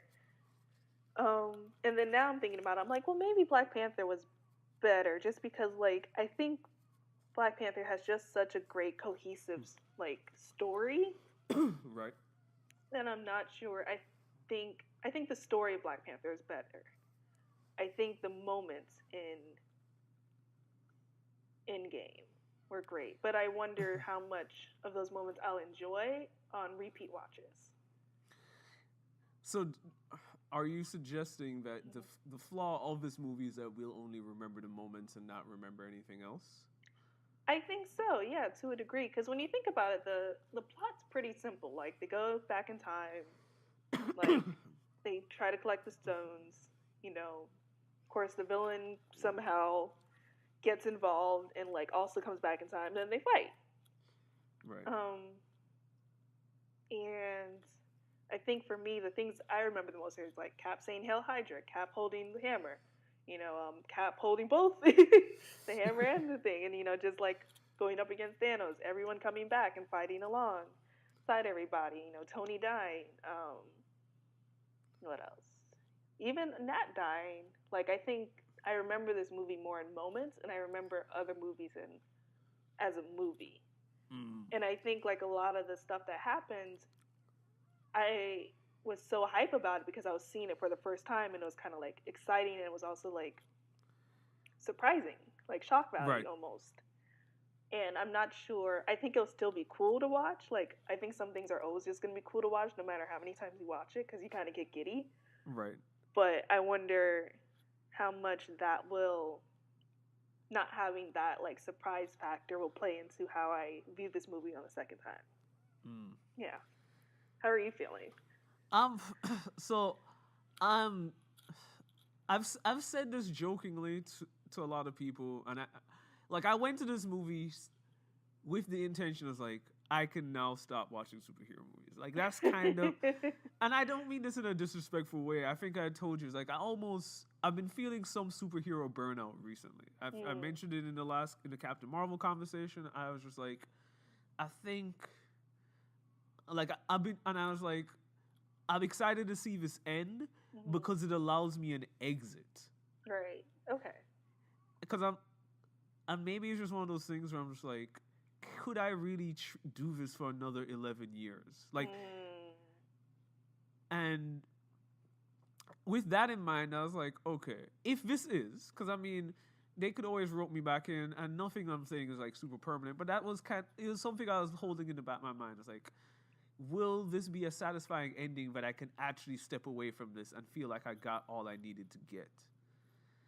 And in ways, yes, but when I think about the fact that I didn't cry, or I think about the fact that emotionally I didn't leave this with a heavy I didn't leave this with a heavy heart or any and it's when I think about that, it's like, and maybe it's just one of those things where, you know, I think you and I have a conversation. Sometimes I tend to like sadder things at times. Like we know that I tend to kind of be more drawn to that. Yeah, definitely melancholy stuff. Right. And while Tony's death is something and it mattered, it didn't as I said, it's like it comes down to the fact like it didn't could I was more surprised at the fact that it was happening rather than being hurt that it was happening. And I think that's the thing that's going to step away from me, because my group asked me, "Hey, what are the top 3 MCU moments?" And I was like, number 1. And this is when I was like, yeah, I don't know where I'm going to rank this film. Number 1, it came down to Yondu's death in Guardians of the Galaxy 2. Yeah. Like, when I still think about it, that final scene for Yondu hits harder than Tony's death scene. And that's weird for me to say, because I don't think Yondu's a better character necessarily. But man. I think I agree with that. And I wonder if it's partially because we saw Tony's death kind of coming. But yeah. Possibly. And I think Yondu is so much of like a redemption story. It's like, oh. And I think too, like, I think you're right with this movie. Like, it could serve as a good exit for some people who are feeling superhero burnout, just because I think the one thing I liked when I finished it, I felt closure to a degree. Right. Yep. Which is, I think, what I was going and looking for, and I was happy I got it, because I was just like, that's what I was saying, like, I got everything I wanted. Like, I went in there like, I need a satisfying ending to this story. Like, and it felt like a complete, like, like exhale. Right. Like, it's done. And that's why I like that it wasn't a mid credit end or end mid credit scene or an end credit scene, because like it really showed like this is like a finite like end to it. Like there's no like, oh, here's a sneak peek for the next one. It's like, no, this is like the end. See you next time. Yeah, I love that they just gave you the signatures of the 7. I thought that was cool too. I thought that was really cool too. At first, I thought it was gonna be for the ones who died, because they did Black Widow first, I think. Right. Yeah, they did. And but then when they did everyone, I was like, oh, they're doing the 7. I'm like, that's cool. Yeah. That's really cool. So yeah, when I'm thinking about like how satisfied I am, I was like, all right, it didn't give me the emotional scene. I said the second favorite thing was Bucky, Steve, Iron, all fighting. And honestly, depending on the day, I could honestly say that the original OG Thanos fight that we got here I if everybody got moments of that, and it's like on a good day you could argue those three had a good fight with Thanos, better than Bucky, Steve, Iron Man. But I think the what we didn't see in this fight, which and maybe it's just something I didn't catch, so forgive me. There wasn't as much collaboration in fighting. I feel like there was, like, we saw Thor and Cap kind of doing like an exchange. We saw Tony and Pepper having kind of a moment. Right. We had the women scene. Right, but it felt like no. It's like they didn't. You remember how in the Bucky Steve fight, it's like there's like a throwing of the shield to one another kind of thing, yeah. or even I'm trying to remember what happened in Infinity War, where it's like. So, like it's almost like Black Widow threw somebody over to Okoye or something like that. Yeah. So more like, yeah, I see what you're saying. Or even in the original Avengers battle where Tony, like it's almost as if I think Cap uses the shield with Tony's blast to like deflect, like it plays off of each other. Right, and I was like, and maybe again, there's so much movie here, but it's easily possible that I didn't catch that. But it felt, when I look back at even just Infinity War, the way that they teamed up to deal with Thanos, there it felt very much more of a coordinated effort. Right. And mind you, I'm sure most of that is because they planned before, but I'm just even thinking from just like how visually people played off of one another. It felt very much everyone's going to take a turn rather than together. Because I'm even thinking it's like, they made sure everyone got a spot. Right. Like you had a Black Panther doing his huddle with the gauntlet, and then you got Captain Marvel trying to get the gauntlet from Pika's like high Pika. Like it's not as if everyone didn't get their moment, but it didn't feel like they were working together. Right. You know, it's funny, and this is gonna be a weird analogy, especially coming from me. But I want to say this first. 6 Avengers, not 7. I thought, my bad. Damn. Oops. I had to count it. I was like, wait, am I missing something? Wait, I had to look it up. Are we crazy? It's Cap, Thor, Iron Man, Hulk, Hawkeye, Black Widow. That's it. Why did I say 7? Okay, my bad. 7 seems like the right number, to be honest. I had to look it up because I'm like, is there 7? I'm like, maybe there is 7. Then I counted it and I got 7. And I was like, let me look up the picture just in case. Because we know I'm bad at math. Like, me too. Wolfson is amazing at math. Don't let him tell you anything different. But wait, so what were you saying? Because I was going to say something, but I forgot. No, I was just basically saying where it's like, I'm thinking about where I'm going to place this film overall. And I'm like, it doesn't have the emotional resonance of something like Guardians to me, which I still think is the emotional benchmark of the film. It doesn't have the collaboration fight scenes. Like, this fight scene is better because of certain moments, but it's also like, you could argue it not being better because you don't get the collaboration phase, which is something that we gave Marvel a lot of credit for previous. And I was like, maybe I'm forgetting something, but that came out. But you could just argue that entire end spread is crazy, where it's like, are you really going to nitpick that? And I was like, you're fair. Probably. There are a lot of people. A lot of things happening at one time. I was going to say that I think it was kind of like either football or like track with like the baton passing. Right. Rather than like basketball. Yeah. And it might just be one of those cases where it's just so much going on that might just be the best solution. So, but so it's like, what fight scene am I going to remember? And I'm like, all right now, I'm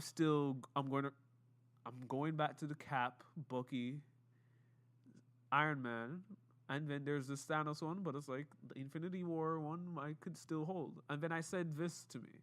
The third moment for me is the farm scene at the end of Infinity War. I was just like, they really let us sit with that. And I was like, and it humanized Thanos in a way. Like, so I was like, this film doesn't hit those beats for me. And while the beats here are amazing, like again, not trying to diminish it, I'm just like, I don't even know if I have this better than Infinity War right now. Interesting. I mean, Infinity War, I think, just the way it ends, like you said, like the fact that we had to sit with that for a year. And it's funny because I think the first thing we said to each other since we saw this together was like, they really did it. Like, they really did it. um, and yeah, so I think that feeling alone was just strong. Like, that was bold. Right. And as weird as this is, and I think this is ambitious and grand, but I wouldn't necessarily call it bold. I agree. I agree. Yeah. It was grand, for sure. I think the grandness of it is what got me. Right. Yeah. So that's where I'm just like, okay. Then it comes down to the question, then can it be top 5 for me? And that's where I'm like, I don't know if I could put it there right now. And maybe a second watch will like change how I feel, and maybe my eyes will water, and maybe I'll feel differently. But it's the more and more time goes on, I'm just like, I'll walk away. I'm just like, this is great. This is excellent. There's unique things you're going to get here that you're not going to get anywhere else. But I'm also not walking away. I'm not. There's no. Wow, this is a terrible sentence. Uh-oh. I don't have anything. I have the memories to hold on to, but nothing else. Ouch. That sounds like the worst breakup. Wow. No, but I mean, it because I'm like, ultimately, I genuinely think, and this is probably where I'm gonna go. I think how much how much Tony's character arc delivers changes how you rank this. I really come down to like, because I think it's the final investment in him, and I'm noticing like that's the piece that I realize it didn't, because it's beautiful, it's poetic, but it also, I'm not walking away with anything from it, and that's weird. I think because it was kind of expected. I think that's like it. There are certain things for me where if it's something that I anticipate or even something that makes sense, it doesn't bother me as much. It's just like, no, this feels right, rather than like, what, they killed that person? How could you?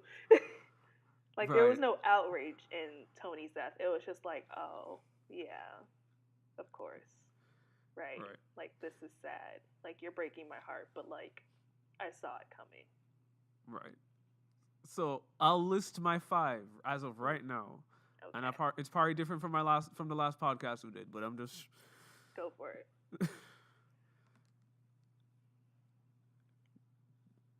Winter Soldier, Guardians 2, Captain America. I'll put Civil War, OG Avengers. No, Infinity War, OG Avengers. And I could keep going, but that's 6. And that's how I feel. So Black Panther isn't in your top 5. It's not. Dun, dun, dun. As you like when you said it yourself, the Cap trilogy just takes up so much space. It really does. It's ridiculous. Like, it's the greatest trilogy of my life experience that's not Lord of the Rings. I think I can agree with that for sure. I think I'd call it the best superhero trilogy, to be honest with you.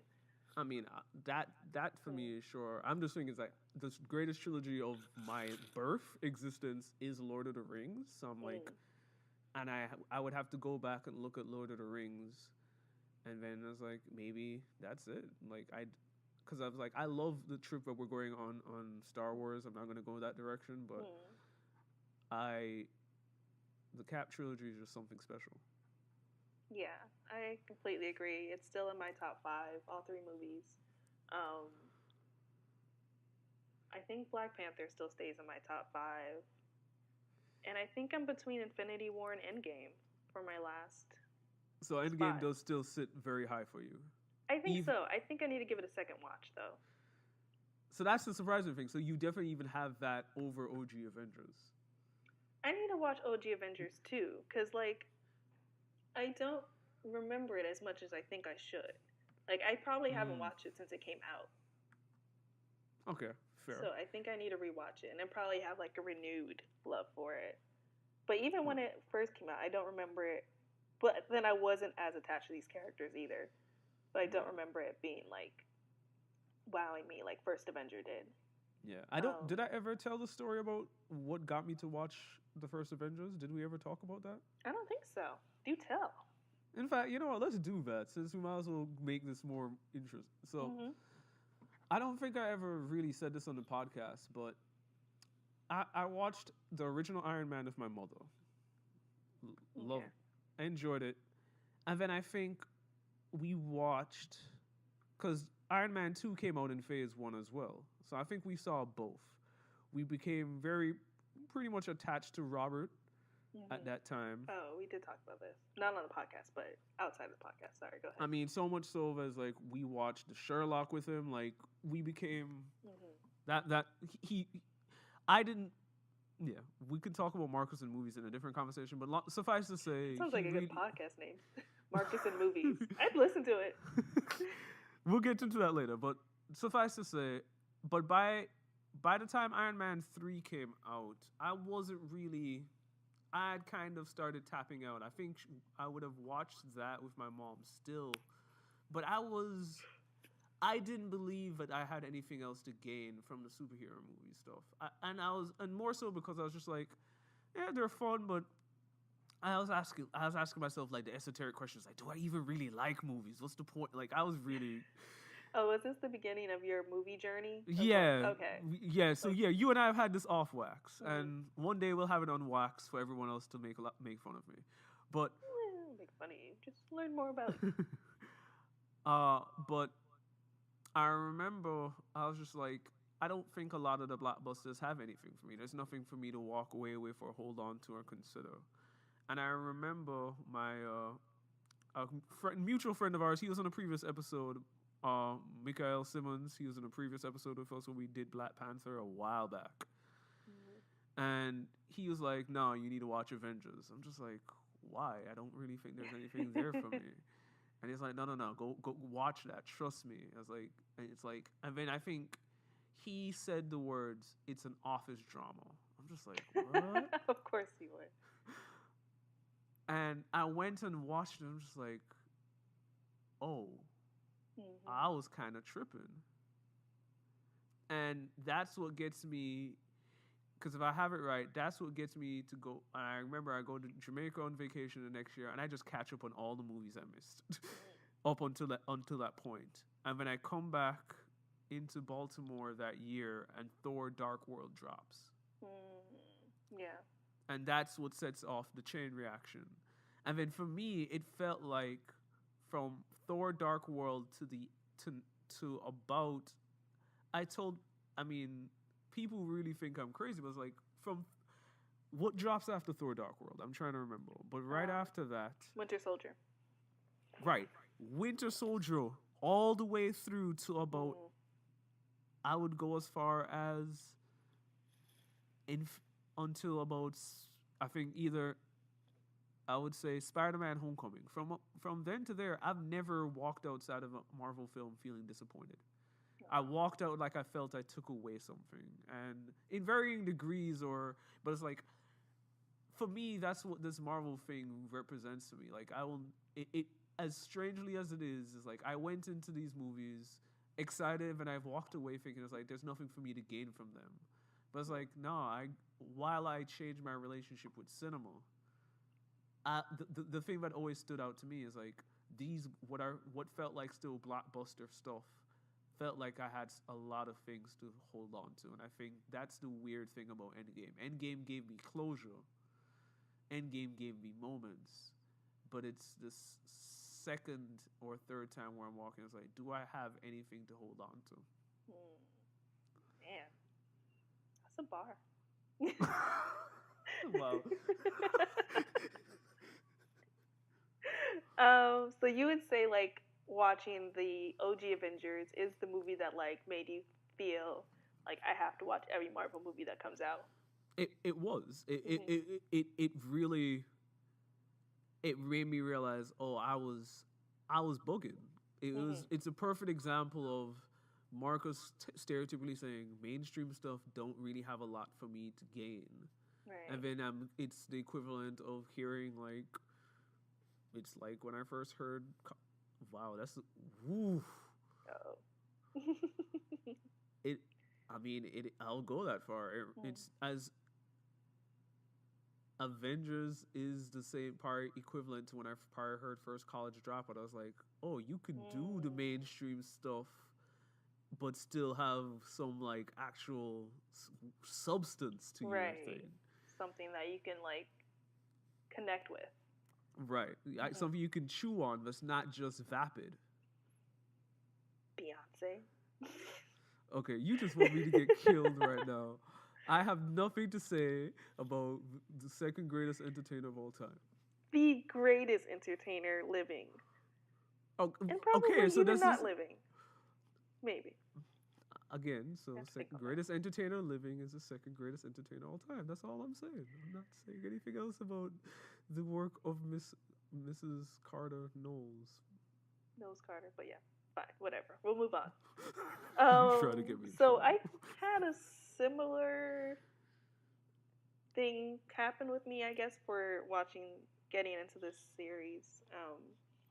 I actually watched Iron Man with my dad. It's funny because you watched it with your mom, but we kind of caught it on like TNT, like randomly one day. And I think before that, like I had watched superhero movies and enjoyed them, but never really like loved any because like I think X-Men had come out. Like I watched some of the Batman movies. Like I loved the OG Superman movie.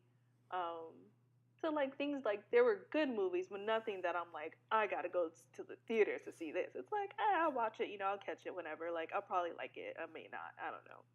And I remember just like really liking that movie and just for the first, not the first time because you got OG Superman. I'm sure there's some other movies. I guess yeah, and Blade too also. Not Blade, the second movie, but Blade also. Right. Um, whereas like it was a superhero movie, but there was a grounding to it that I Mm-hmm. really liked. Where it's like, oh, like this is a great way where you can create a superhero movie, but also make it feel real. And I don't Right. know if I saw that before because I think other superhero movies always had this like fantastical element to it, and this had that, but it also felt like this could be real. Like this could happen, you know. And then I think I don't know what year that was. I think the first movie, first MCU movie I saw in theaters was Captain First Avenger. Right. Love that movie oh so much. Like,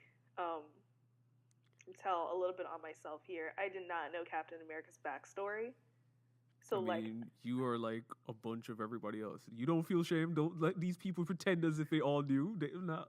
About 98% of the people who watched that film did not know. really? Okay. So I don't feel as I don't. bad anymore. But yeah, I did not know he got frozen. I was just like, what's going on? I was like, what? He's in present day, which I really should have like put together. But yeah, so like that was just like twist of the century for me. Mm, Like and I think too just cuz like even if it happened in the comics doesn't necessarily mean it's going to happen that's for sure. on screen. And at that time I didn't realize that they were putting together an Avengers team because I mean Twitter wasn't all the way enforced back then, at least not for me. Right. Um, so like I think I might have heard about it. My brother probably told me, but I was like, oh, that's cool. I don't think I even saw. I don't remember seeing Avengers on the big screen, but I must have. Um, I must have. I think. And I think the next movie that I remember seeing on the big screen is Winter Soldier, and I think from that point on, it was like I'm watching every Marvel movie. Yep. I mean, Um, yeah, and it's just been like hit after hit too. right. It really felt like I was watching Steph Curry in a movie theater. I was just like, oh, y'all can't miss yet? Come Right. on. Throwing shots, Yeah. and It's buckets. interesting. So it's like man, we can take this podcast in a bunch of different directions. So, Mm-hmm. but whatever. I'm just gonna ask you this. I'm gonna Okay. list a few other superhero movies, and you just tell me, do any of these mean more to you than what the MCU means? Because I'm thinking about like, yeah, as I said, it's like this may be an out for me. I don't know. We'll see. Mm. Like, but it's like when you talk about things that still mean something to you, and I think that's what this MCU thing will mean. Like more than any other property, I think that's the beauty of what they've done. Is like, regardless of how I feel about this movie, this will mean something to me in a way that's like it'll be weird what nostalgia for this looks like in 10 years. I don't know what that, Hmm. because that's when things are going to be weird. It's like, Good point. Yeah, because people who didn't not grow up, like people next year who like binge watch all the movies, I don't know if they're gonna feel the same yeah, it'll be gravitas. it As will they be say. it'll be very interesting what Mm-hmm. the way that how we feel about it in 10 years, and how like Mm. people who grew up in a world where the MCU was it. Like it's a lot of interesting places. But let me Yeah. list of. I'm trying to figure out like when I do any of the non MCU superhero movies still resonate with you. So Mm. anything from the Batman trilogy that you're just like, yo, this is it. Like, do all three matter to you? Do the first one matter to you? Second one, like, I know where I'm gonna say, but it's like, Mm-hmm. let's go there. Like, would any of those matter to you the same way that any of the MCU stuff has mattered to you? Um, I think no. Like I think I liked some of the movies to a degree just as much. Like at least I'm like blanking out on it now, but what? Sorry. I'm like looking at a list of superhero movies now, trying to like Right. get my life together. But I guess you can make fun of me. The one with Joker. Yeah. I think that movie just like resonated well with me because it was the first time ish. Well, no, not the first time. Yeah, it was just a movie I really enjoyed. Like I thought that, of course, like um, the portrayal of Joker was amazing. I think it's probably my favorite Joker on screen. I Right. love Batman. Like I'm a huge Batman fan. So like I think those movies are always going to resonate with me to a degree, especially like um, the older ones like from the 90s. Like those have a lot of nostalgia for me just because I watched them back then. But I think the only superhero movie that I feel is on the same level as MCU for me is probably OG Superman and Wonder Woman. Interesting. Yeah. I if I were gonna just pick two. Ooh, sorry. Oh, And Hancock. I I think Hancock too. It has, although the ending was terrible, but it had heart. So sorry. interesting. That's Go the ahead. weirdest pick I've heard in my life. And you've made a lot of weird picks on this podcast before, so that's saying something. Well, it happens. Every Uh, so often, I gotta throw some curveballs. Can't just yeah. say Sailor Moon every time. All three Sailor Moon movies Yes. better than the MCU. No, so I'm thinking about because it's like beyond like directing and stuff. I'm thinking about like the emotional tug, Mm. and I'm just like it's Spider-Man 2. I've never seen Spider-Man 2, but I need to. I know a lot of people have been really coming out of the woodworks, especially because of what happened with Homecoming. Which is like, I'm telling you, people love to say like Raimi's Spider-Man films ain't dope. I'm like, y'all are tripping. Y'all Sorry, guys. like J. Jonah Jameson was amazing in those films, That's true. and I don't. Toby was a geek who's awkward, like Peter is a geek and awkward. Don't get me wrong, Tom Holland is nailing it now. Right. But let's not act like Toby wasn't it for a while. And I so for me it's like, and I think the ending scene of Spider-Man 2 is like, whew, even end of Spider-Man 1. So like those when you talk about like emotional tug, and I love Batman Begins. Batman Begins is my favorite of the trilogy, but I don't have an emotional tug to that film. And it's probably weird to be emphasizing this emotional piece, but it's like I think that's what at least for me is like more than the cinematic directions, more than the storylines, more than anything else. I have an emotional care for Captain America in the year 2019 are like who would have told me years ago I would say that? Nobody. Someone mentioned that on Twitter too. Just like it's crazy that all of these characters, except for Hulk, were really like I want to say no names, but they were definitely not household Oh, names. definitely. Like when These were Iron Man came out. C-listers. C-listers. Right. And then it's just crazy now that like or yeah, wild that we have movies about Ant-Man and like Guardians of the Galaxy like you said like C-list, D-list really. And that is powerful. Look, the Avengers team is as if the 2015, 2016 Atlanta Hawks won the NBA Finals. That's what the Avengers original movie is. Go look at that Hawks team. Cats were all stars, but when you look at them very in the limelight, you're like, how in the world did that happen? That's what this is. Yeah, it was like literally like I think the I forgot her name, but they were highlighting the casting director. Like it was really just like they brought together the right team. Like I think the producer, Kevin Feige, the casting director, the actors, the actresses, like everything came together. The storytellers, like they made a good product in the end, and like worked out. So, I think the final question for because it's like we can't not but think about moving forward because the movie sets up a lot of like what's next kind of things. Right. How do you like? Where do you stand with all the what's next questions? And are you convinced to be invested in any of them? Not right off the bat. I feel like I will be once I see whatever first visuals come out, like as far as the trailer. I'm kind of excited about Sam Wilson as Cap, as a new Cap, but also kind of like I want to see how he carries it. I think I am excited for Black Panther 2 for sure, without a doubt. I mean, by default, we will be at that. That's not. Yeah, no, that's happening regardless. Um, I am.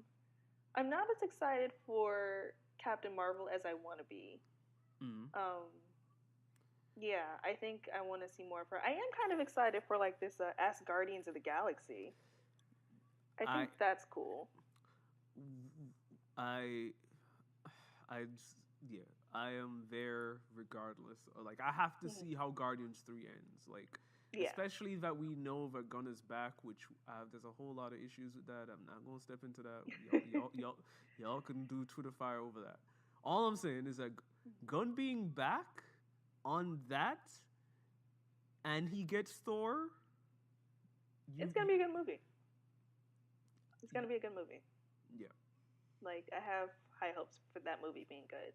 So yeah, I think there are some things where I am excited for. Some things I trust Marvel to do it right, but I also kind of want to see how it looks first because I don't know how much I can visualize just yet.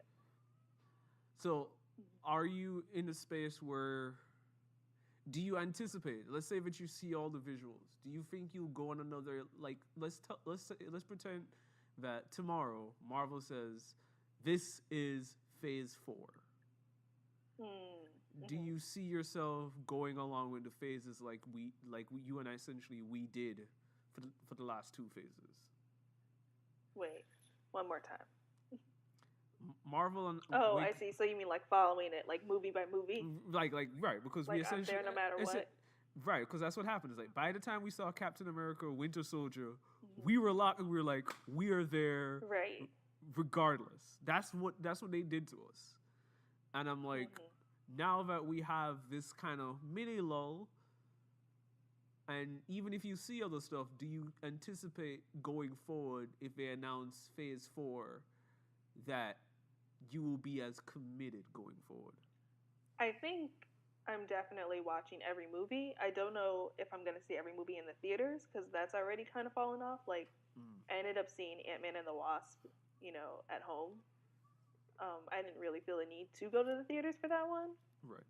I think it probably helps when, like, the stories are very tied together. I think a large part of what drove me to the movies, too, is just, like, this is, like, basically, like, the next episode, the next installment. Right.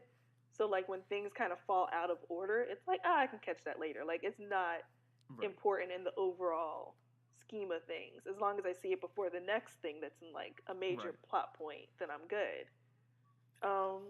So yeah, so other than that, I think for the most part, yeah, I think I'm probably too am close to getting a little bit of superhero fatigue.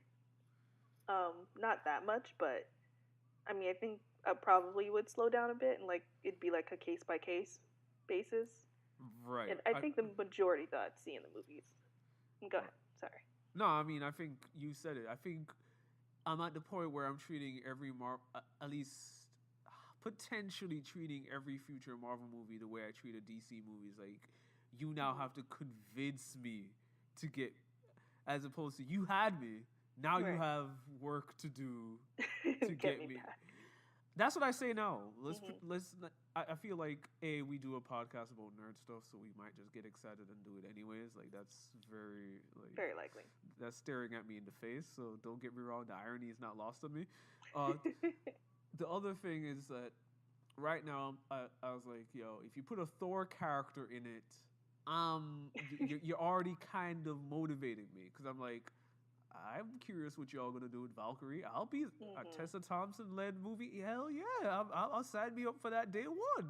Listen, I am here for any black superheroes on screen. Like Marvel gives me that, I would be so happy. Like if they set up, that's the other thing I was kind of hoping for, and I mean I get that it's not there yet. That we would get more of a freshman class of heroes, and maybe that'll come in the Yeah. future. Like I was kind of hoping for a little bit of Riri Williams maybe, or even like a hint at oh I'm forgetting her name.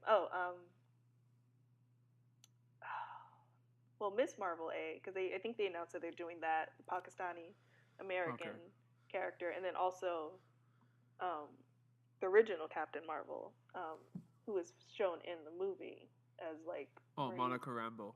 Monica Rambeau. Yeah, I'm like blanking out. Um, yeah, so I would like to see more of that. I think if they go in that direction, I'd be really excited. Plus, like they have X-Men now, so that I That's think I'm really like. I think that that's. movie I'm definitely going to see. Like I mean, X-Men back under damn Disney it. slash Marvel. It. I think it's funny because it's like I keep forgetting they have that, and it's crazy because it's like Yeah, in a heartbeat that could be the thing that like re-motivates all of this excitement all over again. Like completely. like I because I'm like even forgetting that is like they have Fantastic Four back. Like if you show a glimpse of Doom, I'm Mm. doomed. Yeah, Like no pun intended, but yes, I am right. there. Like, So I'm trying. So it's weird. I'm imagining myself coming off this train, but it's like there's so many small things they could do to like bring you rope me back. back in. Hmm. I'm just trying to give him the same DC treatment. It's like you have to force me now because it's like yeah, you have to force me. That's at least that's generally how I feel now. Because it's like I wanna. I think it's other things like I'm ready to give the comics more of my time Hmm. than the movies these days. That's where I'm at, but that's subject to change because yeah, we just listed a whole bunch of things that Disney can pull out of the arsenal to force me. I mean, like y'all gonna get me to watch something on Disney Plus because Loki gonna be there, and I'm not missing that. Yeah, there's a lot of good stuff coming to Disney. I think that's the other thing too. Like, it's just gonna get to be so much, and I don't know if I'm gonna be able to keep up with it all. Like, if you're talking about movies That's and TV shows, and probably like shorts and that's that's the yeah. thing. That's what makes this idea of burnout very plausible for me. And Hmm. and that's my honest fear about these shows. Like, I think it's cool that you're gonna get these in between stuff and so forth, but I'm afraid that they might overdo that to the point where it's just like, you know how on Twitter today cats are like, how, you can't go into the 22nd movie expecting them to explain everything. Right. I'm afraid of us going into the next one is like, you didn't watch all 22 series and 22 movies. What are you Right. complaining about? Right. You'll know nothing about what's going on. And at that point, I'm just like, you literally recreated the comic complication entirely. Yeah, it's funny because I was kind of thinking about that. with this movie, I was like, I think we're seeing the first iteration of like you really gonna have to like do backlog before you move forward. Right. Because like we're talking about like different dimensions of characters now, and I'm like, yep, we're there. Like you can no longer explain it in an easy way. It's like, no, that's not really Gamora. That's the third dimension Gamora who came through the time portal. Like, you know, like it's just like, and like we have reached peak. Like all the problems that we've talked about with comic books, like Heroes Reborn, and all, like we are officially here in the movies. Yeah. And I'm just hoping that Disney has the logical sense to figure out, all right, we cannot screw things up like we did in terms of continuity focus. Right. And I think, and I hope, I think the thing that would make it better for me is if like these shows are like 8 episodes, 30 minutes each. Like something like that feels a little bit more manageable. Yeah, I'm hoping that they realize 13 episodes, hours long, the Netflix. I don't even want that. Like, give me 8 good half hours, or even, you know what? I'm gonna just even give me 4 1-hour episodes that are just like really good and to the point.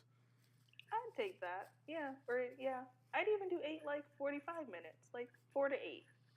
Yeah, I don't want to wake up tomorrow and hear it's like, so WandaVision's coming out. First episode, 58 minutes. Second one is the next episode that is like an hour and a half. And it's just like, nope. Yeah. Nope. And I'll probably watch it, but yeah, I feel you. Are there any last thoughts that you want to share? I feel like we just had this like whole emotional weird thing, but it felt appropriate, so it's like I wanted to throw that out there. I mean, it's all about closure. I will add that I think Spider-Man 1 also with Tobey Maguire.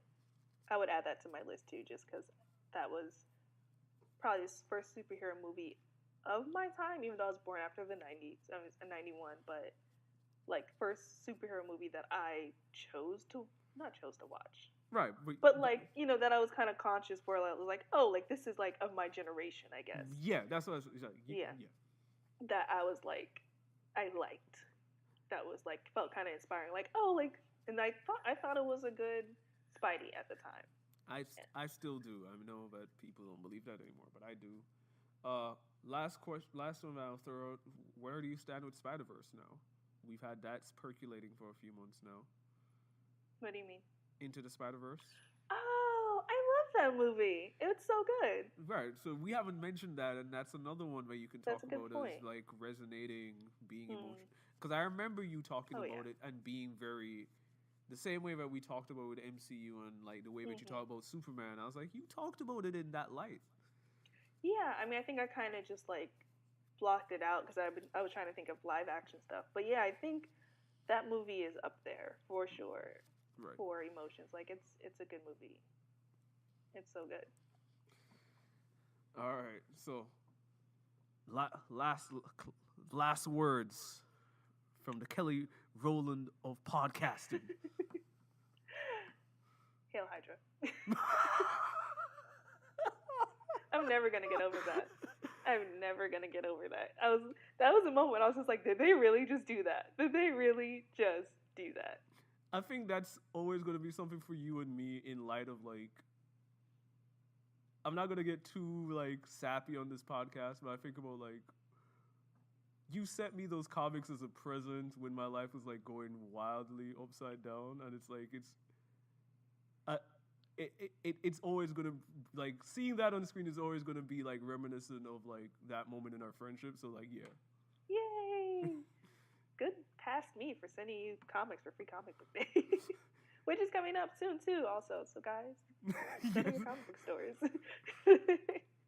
Yeah, so I don't know if you remember you sending me that, but that still stands. I do. I forgot until you just said that, but I remember, sending you that little care package, like free comics and the Secret Empire stuff. So yeah, I didn't know your life was spiraling out of control, so I'm happy I sent it. I mean, I think that's why you sent it in the first place. But well, I know you're really busy and you couldn't make it, so I was just like, well, I'm gonna be there, so I might as well just get it for you and make sure you get comics. Yeah. So yeah, hail. All I want to say on the end of our episode today. By the way, do all the plugs so I can end it right. So plugs everything. Right. So catch us on Nerds on Hip Hop on Twitter. I'm at Miss Old School with a K. I'm the Wolves Den 25. Also, keep in mind, I think not this week Friday. Next week Friday, we will be doing part 2 of our Infinity Gauntlet live tweeting read. So join us. Yes. It's currently, if you want to check out the first part, it's on our Twitter as a thread Twitter and moment. as the other thing that Twitter has. The Twitter moment. The Twitter moments. So yeah, we have only one moment on our page, so you can go and see it there. But yeah. I want to end our podcast on this amazing, key, life-changing, motivational note. Hail Hydra! Yes!